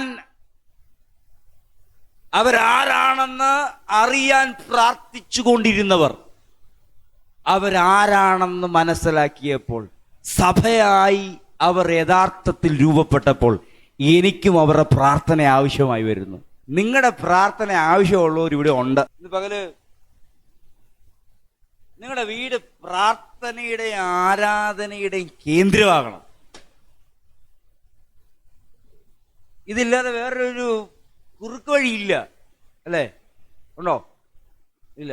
ഞാൻ ഇവിടെ നിന്ന് കോട്ടയം പോകാൻ നോക്കിയാൽ എളുപ്പവഴി ഏതാണ്? ഇത് തന്നെ എളുപ്പവഴി. ഞാൻ കുട്ടിക്കാനത്തിന് പോയാൽ എങ്ങനെ എളുപ്പവഴിയാവും? കുട്ടിക്കാനത്തിൽ എന്നിട്ട് നേരെ കുമളി പോയിട്ട് കുമളി വഴി കറങ്ങി കോട്ടയം പോകണം. ഇങ്ങനെ പോകാൻ ആരും ശ്രമിക്കരുത്. ഈ പോക്ക് ഇങ്ങനെയാണ്. സ്വന്തം ബുദ്ധിയിൽ ആഗ്രഹിച്ച് സ്വന്തം ബുദ്ധിയിൽ ചെയ്ത് വിഷമിച്ച് ചെയ്യുകയാണ്. ഒന്നും ചെയ്യേണ്ടെന്നേ, എല്ലാം ചെയ്യണം. അതിന് മുമ്പ് ഒരു നിങ്ങൾക്കുണ്ടായിരിക്കണം. എടുത്ത് നോർത്തിട്ടിട്ട് പ്രാർത്ഥിക്കാൻ തുടങ്ങണം. ശക്തമായിട്ട് പ്രാർത്ഥിക്കാൻ തുടങ്ങണം. രാവിലെ പ്രാർത്ഥിച്ചിട്ടേ എന്തേലും ചെയ്യാവുള്ളൂ. നിന്നെ ദൈവാത്മാവ് ലീഡ് ചെയ്താൽ ഒരു ദേശത്തിന് നിങ്ങളെ ഒതുക്കാൻ പറ്റത്തില്ല. ദൈവാത്മാവ് നിങ്ങളെ സഹായിക്കാൻ തുടങ്ങിയെന്ന് നിങ്ങൾക്ക് തോന്നി തുടങ്ങിയാൽ നിങ്ങൾ അൺലിമിറ്റഡ് ആണ്. ചിലപ്പോൾ എല്ലാവർക്കൊക്കെ കിട്ടുന്ന എങ്ങനെയെന്നറിയോ? ഒന്നുമല്ല എന്ന രീതിയിൽ തോന്നുന്ന സമയത്തായിരിക്കും ദൈവം അൺലിമിറ്റഡ് ആക്കുന്നത്. പൗലോസിന് തന്നിൽ തന്നെ മനസ്സിലായ കാര്യമാണ്. എനിക്ക് പത്രോസിന് തന്നിൽ തന്നെ അറിയാൻ കഴിഞ്ഞ കാര്യമാണ്. എവിടെ വല വീശണമെന്നും എപ്പോൾ വീശണമെന്നും ഒക്കെ അറിയാവുന്ന മനുഷ്യനുണ്ടല്ലോ. ഒരു ദിവസം ഭയങ്കരമായിട്ട് നിരാശനായി. അധ്വാനം, അല്ലേ? ഈ കൂലിപ്പണിക്ക് പോകുന്ന പോലെ അല്ല മീൻ പിടിക്കാൻ പോകുന്നത്, ആണോ? അവിടെ ഉഴപ്പിപ്പോയി പണിതാലും എന്താ കിട്ടും? കൂലിപ്പണിക്ക് കിളയ്ക്കാൻ പോകുന്ന പോലെയാണോ മീൻ പിടിക്കാൻ പോകുന്നത്? 10 കിള കുറച്ച് കിളച്ചാൽ എന്തുകൊണ്ട് ടച്ച് കറക്റ്റായിട്ട് കിട്ടും. അപ്പുറം പോയി ഒരു പുള്ളി രാവിലെ മുതൽ വൈകുന്നേരം വരെ മീൻ പിടിച്ചിട്ട് മീൻ കിട്ടിയില്ലെങ്കിൽ കൂലിയില്ല. അധ്വാനം ഉണ്ടോ? അധ്വാനം നല്ലപോലെ ഉണ്ട്. അധ്വാനിക്കേണ്ടത് മുഴുവൻ അധ്വാനം. വീണ്ടും കറങ്ങി തിരിഞ്ഞത് അവിടെ വന്ന്, ഞാൻ മനഃപൂർവ്വമായിട്ട് കൊണ്ടുവന്നതല്ല, അവിടെ വന്നതാണ്. അധ്വാനിക്കേണ്ടത് മുഴുവൻ അധ്വാനിച്ചിട്ടും കിട്ടാത്ത ഒരു കാര്യം. ഒരാളുടെ വാക്ക് ശ്രദ്ധിച്ചുകൊണ്ടിരിക്കുമ്പോൾ, ആ വാക്ക് മാത്രം ശ്രദ്ധിച്ചുകൊണ്ടിരുന്നപ്പോൾ അവന്റെ പടകിനകത്ത് വന്നെങ്കിൽ ഇത് സത്യമാണ് കേട്ടോ. നിന്റെ പടകിൽ വരെ വന്നവൻ കയറിയിട്ടുണ്ട്. നീ എന്ന പടകിൽ വരെ വന്ന് കയറിയിട്ടുണ്ട്. അനുസരിച്ചാൽ മാത്രം മതി, വിട്ടുകൊടുത്താൽ മാത്രമായി. നിന്റെ പടകിനെ യേശുവിന് പ്രവർത്തിക്കാനുള്ള പടയാക്കി വിട്ടുകൊടുക്കാമെങ്കിൽ, നിന്റെ പടകിനെ യേശുവിന് ശുശ്രൂഷിക്കാനും നിലനിൽക്കാനും പ്രവർത്തിക്കാനും കേൾക്കാനും അനുസരിക്കാനുമുള്ള സ്ഥലമാക്കി നിനക്ക് വിടാമെങ്കിൽ അതിനകത്തൊരു വർധനവുണ്ട്. പായിട്ട് ദൈവസന്നിധിയിൽ പ്രാർത്ഥിക്കുന്നവർക്കായി സ്തോത്രം. ദേശത്തിന് വേണ്ടി കരയുന്നവർക്കായി സ്തോത്രം. നിങ്ങളെന്ന വ്യക്തിയിൽ ഒതുങ്ങാതെ മറ്റുള്ളവർക്കും വേണ്ടി നിങ്ങളുടെ പ്രാർത്ഥനയെങ്കിലും ഇൻവെസ്റ്റ് ചെയ്യുന്നവർക്കായി സ്തോത്രം. നിന്നെ ദൈവത്തിന് ഉപയോഗിക്കാൻ പറ്റും. അതോ എൻ്റെ വീട്, എൻ്റെ കുഞ്ഞുങ്ങൾ, എൻ്റെ കാര്യം, എൻ്റെ നോ. അതിനെ ഏറ്റവും വലിയ സാർത്ഥം എന്ന് പറഞ്ഞു, നിന്നെ കർത്താവിനെ ഒരു സഹായിക്കാൻ ഇച്ചിരി പാടാണ്. കാര്യം നിങ്ങൾ അനുഗ്രഹിക്കത്തില്ലെന്നൊന്നുമല്ല ഞാൻ പറഞ്ഞു വന്നത്. പക്ഷെ നിങ്ങളെക്കുറിച്ചുള്ള ഉത്തരവാദിത്വം എന്നാണെന്ന് മനസ്സിലാക്കാൻ നിങ്ങൾ ലൈഫിനകത്ത് തയ്യാറാകുന്നിടത്താണ് നിങ്ങളുടെ വിടുതലുണ്ടാകുന്നത്. സഭ പ്രാർത്ഥിക്കണം എന്ന് പൗലോസ് അഭിപ്രായപ്പെടുക. സഭ പ്രാർത്ഥിക്കണം. ഈ രണ്ടാമത്തെ വിഷയത്തിലേക്ക് വരുന്ന ഇച്ചിരി ഗഹനമായ വിഷയമാണ് യേശുക്രിസ്തുവിന്റെ ആത്മാവിന്റെ സഹായം. സഭയ്ക്ക് 2 പ്രധാനപ്പെട്ട ഭാഗങ്ങളുണ്ട്. അത് ഒന്ന് ഭൂമിയിലും ഒന്ന് സ്വർഗത്തിലും. ഒന്ന് ഭൂമിയിലും ഒരേ സമയം സഭ ഇത് കേൾക്കണം, ഇച്ചിരി പാടാ ഇത് പിടിക്കാൻ. ശ്രദ്ധിച്ചിരിക്കണം. സഭ എവിടെയാണ് ഇപ്പം? സഭ ഭൂമിയിലാണ്. ആ സെയിം സമയം സഭ എവിടെയാണ്? സ്വർഗത്തിലാണ്. ഇതാണ് പൗലോസ് ലേഖനങ്ങളിലൂടെ അവതരിപ്പിക്കുന്നത്. You are seated in heaven. നിങ്ങൾ സ്വർഗത്തിൽ ഇരുത്തപ്പെട്ടിരിക്കുകയാണ്. ആണോ? നിങ്ങൾ ഇരുത്തപ്പെടുമെന്നാണോ ഇരുത്തപ്പെട്ടിരിക്കുകയാണോ? ഇതിന്റെ സീക്രട്ട് ഇരിക്കുന്ന മുഴുവൻ ഇൻ ക്രൈസ്റ്റിനകത്താണ്, അല്ലെങ്കിൽ ക്രൈസ്റ്റ് എന്ന ആ മഹിമാധനത്തിനകത്താണ് ഇതിന്റെ എല്ലാ സംഭവം തുറന്നു വരുന്നത്. ഈ പൗലോസ് പറയാണ്, ഞാൻ വിട്ടുപിരിഞ്ഞ് കർത്താവിനോട് കൂടി ഇരിക്കാൻ ആഗ്രഹിക്കുന്നു. അല്ല, ഇവിടെയാണെങ്കിൽ എനിക്ക് കുഴപ്പമൊന്നുമില്ല, ഞാൻ എവിടെയാ? ഇവിടെ ഞാൻ കർത്താവിനോട് ചേർന്നായിരിക്കുന്നത്. വിട്ടുപിരിഞ്ഞാലും കർത്താവിന്റെ കൂടെയാണ്. ഞാൻ അങ്ങനെ ഒന്നിലും ലജ്ജിച്ചു പോകാതെ പൂർണ്ണ ധൈര്യം പൂണ്ട് ക്രിസ്തുവിന്റെ ശരീരത്തിൽ ജീവനാലാകട്ടെ മരണത്താലാകട്ടെ എപ്പോഴും എന്ന പോലെ ഇപ്പോഴും മഹിമപ്പെടും. ഇവിടെ മരണം ലജ്ജിക്കുന്ന ഭാഗം. മരണം എന്ന് പറയുന്ന മനുഷ്യന്റെ മുമ്പിലെ വലിയ ചോദ്യം, നാണം കെട്ടുപോകുന്ന ഒരു ഭാഗമാണ് പൗലോസ് ഇവിടെ അവതരിപ്പിക്കുന്നത്. എന്താണ്? എപ്പോഴും എൻ്റെ ശരീരം ദൈവത്തെ മഹത്വപ്പെടുത്തും. എപ്പോഴും എൻ്റെ ശരീരം. അങ്ങനെയാണോ നിങ്ങളുടെ ശരീരം? പൗലോസ് പറയാം, പുറത്താണെങ്കിലും അകത്താണെങ്കിലും, ഈ കാരാഗ്രഹത്തിനകത്താണെങ്കിലും കാരാഗ്രഹത്തിന് പുറത്താണെങ്കിലും, രോഗത്തിനകത്താണെങ്കിലും രോഗത്തിന് വെളിയിലാണെങ്കിലും, ഇനി ഭൂമിയുടെ പുറത്തുണ്ടെങ്കിലും ഭൂമിയിൽ ഇല്ലേലും ഞാൻ ദൈവത്തെ മഹത്വപ്പെടുത്തും. എന്താണ് അതിന്റെ പിന്നിലുള്ള സീക്രട്ട്? അതാണ് എനിക്ക് തുറന്നുകൊണ്ടിട്ടുള്ളത്. എന്താണ് അതിനുള്ള സീക്രട്ട്? നിങ്ങളുടെ ഉള്ളിൽ ഒരു ഉയർത്തെഴുന്നേൽപ്പ് നടന്നിട്ടുണ്ടോ? ഉണ്ടോ? നിങ്ങളുടെ ആരംഭം, നിങ്ങളുടെ വീണ്ടും ജനനം എന്ന് പറയുന്ന ഒരു ഉയർത്തെഴുന്നേൽപ്പാണ്. ഹല്ലേലൂയ. എന്താണ് ആ ഉയർത്തെഴുന്നേൽപ്പിന്റെ മരണത്തിന് നിന്നെ തൊട്ട് നോവിപ്പിക്കാൻ പറ്റത്തില്ല. എന്റെ വാക്ക് തെറ്റിദ്ധരിക്കരുത്. മരണം തൊട്ടാലും തൊട്ടില്ലേലും നിനക്കിനി വേദനിക്കൂല. കാരണം നിന്റെ അകത്ത് ഒരാൾ എഴുന്നേറ്റു. ഓക്കെ, ഒന്നുകൂടെ ഇച്ചിരി ലളിതമാക്കാം. നമ്മൾ നമ്മുടെ ശരീരത്തിനകത്തായിരുന്നു. നമ്മൾ ശ്രദ്ധിച്ചേ, അമ്മച്ചി എവിടെ ആയിരുന്നു? അമ്മച്ചിയുടെ ഈ മൺകൂടാരത്തിനകത്തായിരുന്നു. ഒരു പേടിയും വേണ്ട എന്ത് സംഭവിച്ചാലും. അതുകൊണ്ടാ ഒരു പേടി ഇന്ന് ഇവിടുന്ന് ഇറങ്ങുന്നവർക്കുണ്ടാകത്തില്ല. അത്രയ്ക്ക് ധൈര്യം വെളിപ്പെടുന്നു. നിങ്ങളുടെ അകത്തായിരുന്ന ആള്, നിങ്ങൾ എന്ന ശരീരത്തിലായിരുന്നപ്പോ ഇച്ചിരി പ്രയാസം ഉണ്ടായിരുന്നു, ഉള്ളതാണ്. ആദം അങ്ങനെ ആയിരുന്നപ്പോഴാണ് പാപത്തിലേക്കും പാപത്തിൽ നിന്ന് മരണത്തിലേക്കും വീണേ. അങ്ങനെ ആയിരുന്ന ഒരാളെ അതിനേക്കാളും സുരക്ഷിതമായ ഒരു സ്ഥലത്ത് പ്ലേസ് ചെയ്തു. ആ സ്ഥലമാണ് ഇൻ ക്രൈസ്റ്റ്. എങ്ങനെയാണ്? നിങ്ങളുടെ ഉള്ളിൽ നിങ്ങളിപ്പോ ഒറ്റയ്ക്കല്ലെന്ന് ഞാൻ ആദ്യം പറഞ്ഞപ്പോ നിങ്ങൾ സ്വതന്ത്രം ചെയ്തു. അപ്പൊ കൂടെ നിന്ന ഒരാളെയാണ് നിങ്ങൾ കണ്ടത്. അങ്ങനെ ആയിരുന്നു യേശു ആദ്യം വന്നത് ഭൂമിയിൽ. അപ്പോസ്തലന്മാരുടെ കൂടെ, അന്ന് കൂടെ നടന്നവരുടെ കൂടെ നടന്നവരോട് പറയാണ്, ഇപ്പൊ നിങ്ങൾക്ക് പലതും കഴിയത്തില്ല, കുറച്ച് കഴിയുമ്പോ ഞാൻ നിങ്ങളുടെ അകത്ത് വരും. ആമേൻ. ഞാൻ നിങ്ങളുടെ അകത്ത് വരുമ്പോൾ ഞാൻ ചെയ്തത് നിങ്ങൾക്ക് ചെയ്യാൻ പറ്റും. ഞാൻ ചെയ്തതിലും അധികം ചെയ്യാൻ പറ്റും. അതിന്റെ വേറൊരു തലമാണ് ഞാൻ പറയുന്നത്. നമ്മൾ ഒറ്റയ്ക്കായിരുന്നപ്പോൾ മരണത്തിന് നിന്നെ പേടിപ്പിക്കാമായിരുന്നു. ഇപ്പം നിന്നെ പേടിപ്പിക്കാൻ പറ്റാത്ത രീതിയിൽ ഇൻ ക്രൈസ്റ്റിനകത്താണ് ദൈവം നിന്നെ നിർത്തിയിരിക്കുന്നത്. മനസ്സിലായോ? നിങ്ങൾ തിരിച്ചറിയേണ്ട ആദ്യ വെളിപ്പാട്, നീ ഇപ്പൊ ഈ മൺകൂടാരത്തിനകത്തല്ല, നീ ഇപ്പൊ ക്രൈസ്റ്റിനകത്തായിരിക്കുന്നത്. Hallelujah, hallelujah. പക്ഷെ ഭൂമി നിൽക്കുന്ന സഭയോട് ബൈബിൾ വെളിപ്പെടുത്തുന്ന കാര്യം, നിന്റെ അകത്ത് കർത്താവ് ഉണ്ടെന്നാ. സത്യത്തിൽ നീ കർത്താവിനകത്താ. മനസ്സിലാകുന്നവർക്ക് നിന്നെ ഒന്നിനും ഇനി പരാജയപ്പെടുത്താൻ പറ്റത്തില്ല.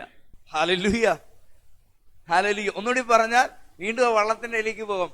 വള്ളം, അതിന്റെ നിയന്ത്രണം, അതിന്റെ ഉടമസ്ഥൻ പത്രോസാണ്, അല്ലേ? പക്ഷെ കുറച്ച് കഴിഞ്ഞപ്പം വള്ളം, പത്രോസിന്റെ നിയന്ത്രണം യേശുവിന്റെ കയ്യില്. ഇനി യേശു പറയുന്നത് നടക്കത്തുള്ളൂ, ഇനി യേശു പറയുന്നത് സംഭവിക്കുകയുള്ളൂ. പത്രോസ് പരാജയപ്പെട്ടിടത്ത് യേശു പത്രോസിനെ ജയിപ്പിക്കുന്നത് പോലെ നിന്റെ ഉള്ളിൽ നീ പരാജയപ്പെട്ടിടത്ത് നിന്റെ അകത്തിറങ്ങി വന്ന് ക്രിസ്തുവിൽ നിന്നെ എഴുന്നേൽപ്പിച്ചു. ഈ വെളിപ്പാട് അകത്ത് കയറ്റുന്നവരോട് ഞാൻ പറയണം, മരണത്തിന് ഇനി നിന്നെ തോൽപ്പിക്കാൻ പറ്റത്തില്ല. അതാ പൗലോസ് പറയുന്നത്, മരണത്താലാകട്ടെ ജീവനാലാകട്ടെ, ഈ ഭൂമിയിൽ ഇരിക്കുമ്പോഴാകട്ടെ, ഈ ഭൂമി എന്നെ വീട്ടുമ്പോഴാകട്ടെ, ഞാൻ ഒരു സെയിം സോണിലേക്ക് എൻ്റെ ലൈഫിനെ കണക്ട് ചെയ്തു. എത്ര പേര് എന്നെ കേൾക്കുന്നുണ്ട്? പത്മയാൻറ്റി മനസ്സിലായോ? പത്മയാൻറ്റി വിശ്വസിച്ചപ്പോൾ പത്മയാൻറ്റിക്ക് സംഭവിച്ചത്, ഹല്ലേലൂയ, സ്വന്തമായി ശരീരത്തിനകത്ത് സുരക്ഷിതമായി ഇരുന്നതിനേക്കാളും ക്രൈസ്റ്റിനുള്ളിലേക്ക് ഒരു സേഫ് സോണിലേക്ക് കയറി. എവിടെ കയറി? ഇൻ ക്രൈസ്റ്റിനകത്തേക്ക് കയറി. അവിടെ കയറി ഇരിക്കുക. ഇനി മരണത്തിന് പോലും നമ്മൾ പിടിക്കാൻ പറ്റത്തില്ല. ഈ മരണം എന്ന യഥാർത്ഥ വാക്കിന്റെ അർത്ഥം വേർപാടുന്ന, ദൈവത്തിൽ നിന്ന് വേർപെടുക എന്നുള്ള അർത്ഥമാണ്. ഇനി നിന്നെ വേർപിരിക്കാൻ പറ്റാത്ത രീതിയിൽ ഒരു സുരക്ഷിതമായ സ്ഥലത്തേക്ക് നിന്നെ ദൈവം ഇരുത്തി. ഇത് നമ്മുടെ മനസ്സ് അംഗീകരിച്ചാൽ എന്തോ വിടുതലുണ്ടെന്നറിയാമോ? ഇത് നമ്മുടെ മനസ്സിന് വിശ്വാസമായി പരിണമിച്ചാൽ എന്തായിരിക്കും നമ്മുടെ ലൈഫ് എന്നറിയാമോ? അതാണ് യേശു പറഞ്ഞത്, ഞാൻ ചെയ്തതിലും അധികം നിങ്ങൾ ചെയ്യാനുള്ളൊരു സാധ്യത ഇതിനകത്ത് കിടപ്പുണ്ട്, പക്ഷെ നിങ്ങൾ ഇത് മനസ്സിലാക്കാൻ തയ്യാറാകണം. യേശു പറയാണ്, ഞാൻ ഈ ഭൂമിയിലായിരുന്നപ്പോൾ ചെയ്ത കാര്യങ്ങളൊന്നും നിങ്ങൾ ധ്യാനിക്കുക. ശ്രദ്ധിച്ചേ, ധ്യാനിക്കുക. ധ്യാനിച്ചാൽ എന്ത് ചെയ്യാൻ പറ്റും? ഞാൻ ചെയ്തത്. ഇനി ഞാൻ പോകുന്നത് എങ്ങോട്ടാണെന്ന് നിങ്ങൾ മനസ്സിലായാൽ, എങ്ങോട്ടാണെന്ന് മനസ്സിലായാൽ അതിനൊരർത്ഥമുണ്ട്. നിങ്ങൾ ചിന്തിക്കുന്നു ഞാൻ പോകുന്നത് പിതാവിൻ്റെ അടുക്കിലേക്കാണ്. അതിനൊരു കാര്യമുണ്ട്. ഞാൻ പിതാവിൻ്റെ അടുക്ക പോകുമ്പം ഞാൻ ഇരിക്കുന്നിടത്ത് നിങ്ങളുണ്ട്, ഞാൻ ഇരിക്കുന്നിടത്ത് നിങ്ങളുണ്ട്. ഓ, ക്രിസ്തുവിലാണെന്ന് വെളിപ്പാടുള്ളവർക്കായി സ്തോത്രം. ആമേൻ. എന്നാ ഞാൻ പറയുന്നത്, നിങ്ങൾ ഈ ചർച്ചിനകത്തല്ലിരിക്കുന്നത്, നിങ്ങൾ കർത്താവിനകത്തായിരിക്കുന്നത്. നിങ്ങൾ കർത്താവിനകത്തിരിക്കുന്നത് കൊണ്ടാണ് ഇന്നിവിടെ വന്നേ. അതിപ്പോഴും ഇവിടെ വന്നിരുന്നപ്പോഴും പലർക്കും മനസ്സിലായില്ല എന്നുള്ളതാണ് സത്യം. ഹല്ലേലൂയ. ഇത് തുറക്കണമെങ്കിൽ ഇത് നിങ്ങൾക്ക് മനസ്സിലാകണം, എന്നാലും എനിക്കും എല്ലാം പ്രസംഗിക്കാൻ പറ്റും. ഒരുപാട് കാര്യം എനിക്ക് ഇതിനകത്ത് പറയാനുണ്ട്. ഇത് സത്യത്തിൽ പ്രാക്ടീസ് ചെയ്യേണ്ട കാര്യമാണ്. ജോസേ, ഇത് പ്രാക്ടീസ് ചെയ്യേണ്ട കാര്യമാണ്. എവിടെയാ? സുവിശേഷം പോയി നിൽക്കാൻ നേരത്ത് പ്രാക്ടീസ് ചെയ്യേണ്ടതാണ്. പ്രാർത്ഥിക്കാനിരിക്കാൻ നേരത്ത് ചുമ്മാ ഇരുന്ന് ജൽപ്പനം പ്രാർത്ഥിക്കാതെ, കർത്താവേ ഞാൻ നിന്റെ ഉള്ളിലാണെന്നും അവിടെ ഒരു സേഫായി എന്നെ നിർത്തിയിരിക്കുന്നുവെന്നും വചനം എന്നോട് പറയുന്നു, ഞാൻ അത് വിശ്വസിക്കുന്നു. എനിക്ക് അന്തരീക്ഷം തരണമെന്ന് പ്രാർത്ഥിച്ചാൽ കർത്താവ് തരാതിരിക്കുമോ? ഇതൊക്കെയാണ് പ്രാർത്ഥിക്കേണ്ടത്. ഇവിടെ നിന്ന് വേണം നീ ഈ ഭൂമിയോട് ഇടപെടാൻ.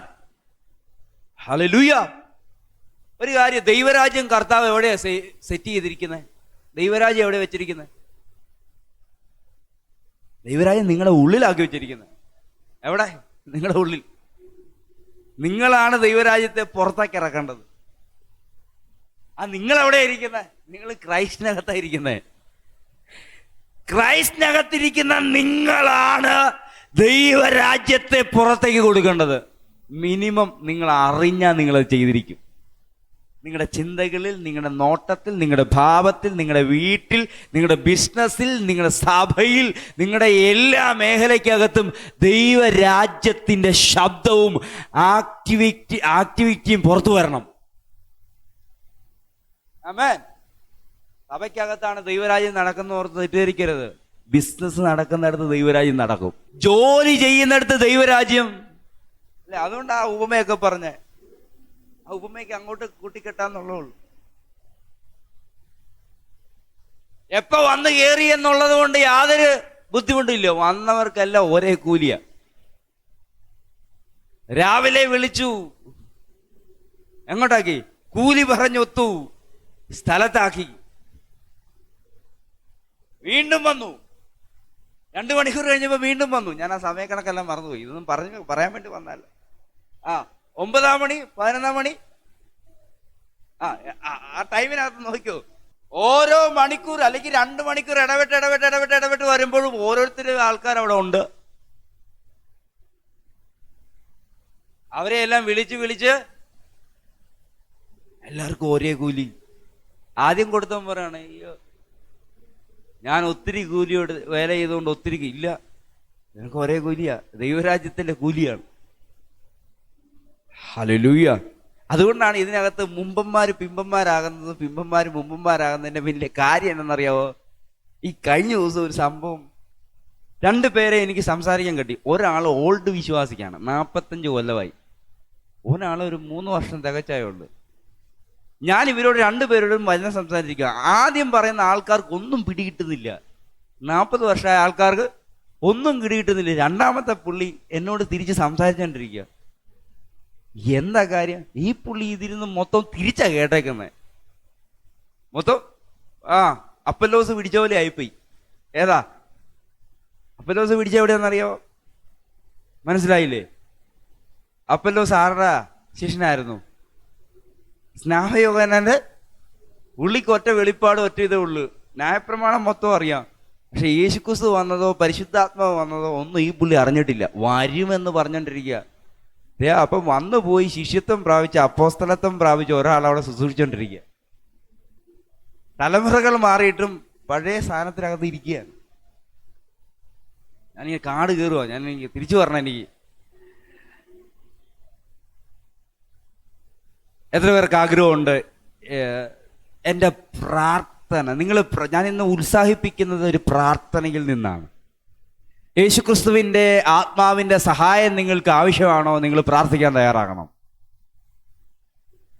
നിങ്ങൾക്ക് സഹായം ലഭിക്കാൻ വേണ്ടിയാണ് യേശുക്രിസ്തു നിങ്ങളുടെ അകത്ത് വന്നിരിക്കുന്നത്. ഞാൻ ഒരു കാര്യം ഇവിടെ പറയാം. ഈ വെളിപ്പെടുത്തലിനെല്ലാം വേണ്ടിയാണ് കർത്താവ് നിങ്ങളുടെ അകത്ത് വന്നേക്കുന്നത്. എവിടെ? ഈ ഭൂമിയിൽ തന്നെ. ഇതെല്ലാം വെളിപ്പെടുത്താൻ വേണ്ടിയാണ് കർത്താവ് വന്നത്. എവിടെ വന്നത്? ഭൂമിയിൽ വന്നതല്ല, നിങ്ങളുടെ അകത്ത് വന്നത്. നിങ്ങളുടെ അകത്ത് വന്ന കർത്താവിലെ നിങ്ങൾ നിലനിൽക്കുമ്പോൾ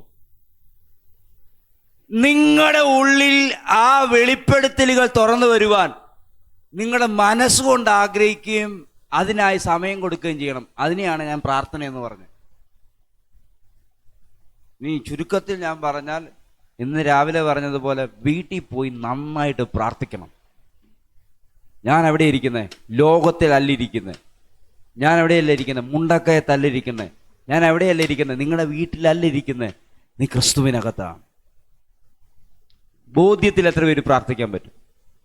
അങ്ങനെയാണെങ്കിൽ നിന്നെ സഹായിക്കാൻ ഒരു ആത്മാവുണ്ട്. നിശ്ചയം പൗലോസ് പറയാണ്, എനിക്കറിയാം നിങ്ങളുടെ പ്രാർത്ഥനയാലും യേശുക്രിസ്തുവിന്റെ ആത്മാവിന്റെ സഹായത്താലും എനിക്കിത് രക്ഷാകരമായി തീരുമെന്ന് പറയുന്നത് ഈ കാരാഗ്രഹം വിട്ട് ഞാൻ പുറത്തു വരുമെന്ന് എനിക്കറിയാം. മേൻ ഹല്ലേലൂയ. അതിന് എന്തൊക്കെ വേണം? നിങ്ങളുടെ പ്രാർത്ഥനയും വേണം, യേശുക്രിസ്തുവിന്റെ ആത്മാവിന്റെ സഹായവും വേണം. യേശുക്രിസ്തുവിന്റെ ആത്മാവ് സഹായിക്കാൻ വേണ്ടി അകത്തിറങ്ങി വന്ന് നിൽക്കുക. നിങ്ങൾ പ്രാർത്ഥിക്കാൻ തയ്യാറാണോ? ഒരു കൂട്ടം തലമുറ തടവറയ്ക്കകത്ത് കിടക്കുമ്പോൾ നിങ്ങൾ പ്രാർത്ഥിക്കാൻ തയ്യാറാണെങ്കിൽ തടവറ വിട്ട് അവരെ പുറത്തു കൊണ്ടുവരാൻ ദൈവം തയ്യാറാണ്. ഞാൻ ആദ്യം പറഞ്ഞ ആശയം പറഞ്ഞു നിർത്തുക. സഭ ശ്രദ്ധയോടെ പ്രാർത്ഥിച്ചപ്പോൾ അഭിഷിക്തൻ പുറത്തു വന്നതുപോലെ ഹല്ലേലൂയ, വാതിലുകൾ ദൈവം തുറക്കാൻ പോവുക. പട്ടണങ്ങളുടെ വാതിലുകളെ ദൈവം തുറക്കാൻ പോവുകയാണ്. ഇരുമ്പ് വാതിലുകളെ ദൈവം തുറക്കാൻ പോവുകയാണ്. ഹല്ലേലൂയ, അടഞ്ഞു കിടക്കുന്ന വാതിലുകളെ ദൈവം തുറക്കാൻ പോവുകയാണ്. പക്ഷെ പ്രാർത്ഥിക്കാൻ തയ്യാറാണോ? ഈ കൺക്ലൂഷനിൽ നിൽക്കുമ്പോൾ ഞാൻ ഒരു കാര്യം പറയും. യേശുവിന്റെ ആത്മാവ് സഹായിക്കാൻ തയ്യാറാണ്. നിനക്ക് പ്രാർത്ഥിക്കാൻ തയ്യാറാണോ? നിനക്കെന്ന വാക്കാണ് അവിടെ കൊടുത്തിരിക്കുന്നത്. ഞാൻ അവിടെ കൂട്ടിച്ചേർക്കുന്നു. സഭയ്ക്ക് പ്രാർത്ഥിക്കാൻ തയ്യാറാണോ? യേശുവിന്റെ ആത്മാവ് സഹായിക്കാൻ തയ്യാറാ. നിന്റെ കുടുംബത്തിന്റെ ഉദ്ധാരണം സംഭവിക്കാൻ വേണ്ടി, നിങ്ങളുടെ കുഞ്ഞുങ്ങളുടെ ഉദ്ധാരണം സംഭവിക്കാൻ വേണ്ടി, ദേശത്തിനകത്ത് ഹല്ലേലൂയ വലിയ ഉണർവ് സംഭവിക്കാൻ വേണ്ടി സഹായിക്കാൻ ഒരു ആത്മാവ് നിനക്കുണ്ട്. പൗലോസ് ലേഖനം പഠിക്കുമ്പോൾ നമ്മൾ ഉണർന്നെന്ന്, ഉണർത്തപ്പെട്ടെന്ന്, നമ്മൾ എഴുന്നേറ്റെന്ന്, ജീവിച്ചെന്ന് പറയുന്നിടത്തെല്ലാം അവനോട് കൂടെ എന്നൊരു വാക്ക് കിടപ്പുണ്ട്. ആരുടെയാ? യേശു ക്രിസ്തുവിന്റെ ആത്മാവിനോട് കൂടെ. ഹല്ലേലൂയ. യേശു ക്രിസ്തുവിന്റെ ആത്മാവ് എവിടെയൊക്കെ ഉയർത്തപ്പെട്ടിട്ടുണ്ടോ അവിടെയെല്ലാം സഭയും ഉയർത്തെഴുന്നേൽക്കപ്പെട്ടിട്ടുണ്ട്. നീ ഒന്നുകൂടി പറയാം, യേശു ക്രിസ്തു ഉയർത്തെഴുന്നേൽക്കേണ്ട ആവശ്യകത നീ ഉയർത്തപ്പെടേണ്ടതായിരുന്നു. നിങ്ങൾ മരിച്ചത് കൊണ്ടാണ് യേശു മരിക്കേണ്ടി വന്നത്. നിങ്ങൾ ഉയർത്തപ്പെടേണ്ടതിനാണ് യേശു ഉയർത്തപ്പെട്ടത്. നിങ്ങളുടെ ഉയർത്തെഴുന്നേൽപ്പാണ്, നിങ്ങളുടെ നിലനിൽപ്പാണ് യേശുവിൻ്റെ ഉയർപ്പിന്റെ സാധ്യത മുഴുവൻ. ഇനി സഹായത്തെക്കുറിച്ച് പൗലോസ് പറയുന്ന ഒറ്റ കാര്യം ഞാൻ പറഞ്ഞു നിർത്തുകയാണ്. ഇന്ന് വൈകുന്നേരം മുതൽ നിങ്ങളുടെ പ്രാർത്ഥനയ്ക്കകത്ത് നിങ്ങൾ ഉണരാൻ തയ്യാറാണെങ്കിൽ ആ ഉണരാൻ ആഗ്രഹിക്കുന്നതിൻ്റെ തൊട്ടു പിറകെ ആത്മാവ് സഹായത്തിനായിട്ട് ഇറങ്ങും. എത്ര പേര് പ്രാർത്ഥിക്കും, കർത്താവേ നിന്റെ ആത്മാവിന്റെ സഹായം എനിക്ക് വേണം? പൗലോസ് പറയുന്നത് നിർത്തുന്നതാണ്, പരിശുദ്ധാത്മാവിന്റെ സഹായം എന്നല്ല, യേശു ക്രിസ്തുവിന്റെ ആത്മാവിന്റെ സഹായം. എന്താണ് അങ്ങനെ പറയാനുള്ള കാര്യം? അങ്ങനെ പറയാനുള്ള കാര്യം, അവൻ യേശു ക്രിസ്തുവിന്റെ ആത്മാവ് സഹിക്കപ്പെട്ടതെല്ലാം നിങ്ങൾക്ക് വേണ്ടിയായിരുന്നു, നിങ്ങൾക്ക് വേണ്ടിയായിരുന്നു. അതുകൊണ്ട് യേശു ക്രിസ്തുവിന്റെ ആത്മാവ് എവിടെ നിൽക്കുന്നുവോ അവിടെ നീയുണ്ട്. ഗലാത്യ ലേഖനത്തിലും കൊരിന്ത്യ ലേഖനത്തിലൊക്കെ പറയുന്ന ഒരു ആശയം, കൈക്കൊണ്ടാത്തൊരു പരിച്ഛേദന. സർക്കംസിഷൻ അല്ല, സുന്നത്തല്ല, ഇതൊരു ഹൃദയ പരിശോധനയാണ്. നമ്മളിൽ ഇതിന് കൃത്യമായൊരു പരിച്ഛേദന ഏൽക്കപ്പെടേണ്ടി വന്നു. അത് യേശു തൻ്റെ ശരീരത്തെ ഉരിഞ്ഞു കളഞ്ഞതാണ്. ആ വിശ്വാസം എനിക്ക് വേണ്ടിയാണെന്ന് എത്ര പേര് മനസ്സിലാക്കുന്നുണ്ട്? ഇത് എത്ര നിസാരവൽക്കരിക്കരുത്. യേശു ഉരിഞ്ഞു കളഞ്ഞത് എനിക്ക് വേണ്ടിയാണെന്ന് ഞാൻ വ്യാപരിക്കുമ്പോൾ മരണമല്ല നിങ്ങളിൽ വ്യാപരിക്കേണ്ടത്, ഉയർത്തെഴുന്നേൽപ്പ് വ്യാപരി. എത്ര പേർക്കോ ബോധ്യമുണ്ട് മുണ്ടക്കയത്തിന്റെ നടുവിലും ദൈവം ഉയർത്തിക്കൊണ്ടുവരും സഭയെ? എനിക്ക് ഈ ദൂതല്ലാതെ മറ്റൊന്നും പറയാൻ അറിയത്തില്ല. ഒരു പക്ഷേ നിങ്ങളുടെ വീട്ടിൽ വന്ന വല്ല ദൂതും ഞാൻ പറയുമായിരിക്കും. എനിക്ക് സഭയിൽ ഇതേ പറയാൻ പറ്റുള്ളൂ. ഇത് ഉയർത്തപ്പെടാതെ ഒരു ഉയർത്തെഴുന്നേൽപ്പ് ഇതിനകത്ത് വ്യക്തികൾക്കില്ല. കണ്ണുകളടച്ച് കർത്താവിനോട് 1-2 നിമിഷം പറഞ്ഞാണ്ട്, എന്നെ ദൈവം എവിടെ നിർത്തിയേക്കുന്ന എന്ന പൊസിഷനകത്ത് ഞാൻ പ്രാർത്ഥിക്കാൻ കയറുമ്പോൾ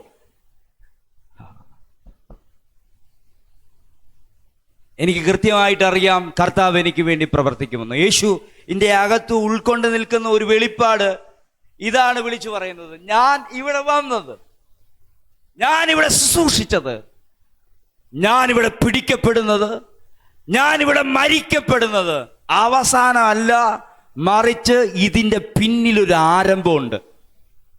ആ ആരംഭം സാത്താൻ അസ്തമിച്ചു എന്ന് പറയുന്ന സുരക്ഷിതമല്ലാത്തൊരു സ്ഥലത്തേക്ക് വിട്ടുപോയ മനുഷ്യനെ ഏറ്റവും സുരക്ഷിതമായ ഒരു സ്ഥലത്തേക്ക് ഞാൻ പ്ലേസ് ചെയ്യാൻ വേണ്ടിയാണ് ഞാൻ ഈ മരിക്കുന്നത്. യേശുവിൻ്റെ മരണം എന്തിനാണെന്നറിയാവോ? നീ തകർക്കപ്പെട്ടാത്ത ഒരു സ്ഥലത്തേക്ക് നിന്നെ ആക്കുക. ആ സ്ഥലമാണ് യേശുവിൻ്റെ ആത്മാവിൻ്റെ അകം. ഞാൻ ഒന്നുകൂടെ വ്യക്തമായി വിളിച്ചു പറയുന്നു, ഇതിനകത്തിരിക്കുന്ന എല്ലാവരുടെയും മനസ്സിനകത്ത് ശക്തിയോടെ ആ വെളിപ്പാട് കയറട്ടെ. നീ നിന്റെ ശരീരത്തിനകത്ത് അല്ലിരിക്കുന്നത്, നീ എൻ്റെ യേശുവിൻ്റെ ആത്മാവിനകത്തായിരിക്കുന്നത്. യോഷിച്ച തിരിച്ചറിയണം, നിങ്ങൾ അറിഞ്ഞാലും അറിഞ്ഞില്ലേലും യേശു ക്രിസ്തു എൻ്റെ ദൈവവും കർത്താവുമാണെന്ന് വിശ്വസിച്ചപ്പോൾ നിങ്ങൾ കയറിച്ചെന്ന സ്ഥലം മിറക്കിൾ ഹാർവസ്റ്റ് അല്ല, നിങ്ങൾ കയറിച്ചെന്ന സ്ഥലം യേശുവിൻ്റെ ആത്മാവാണ്.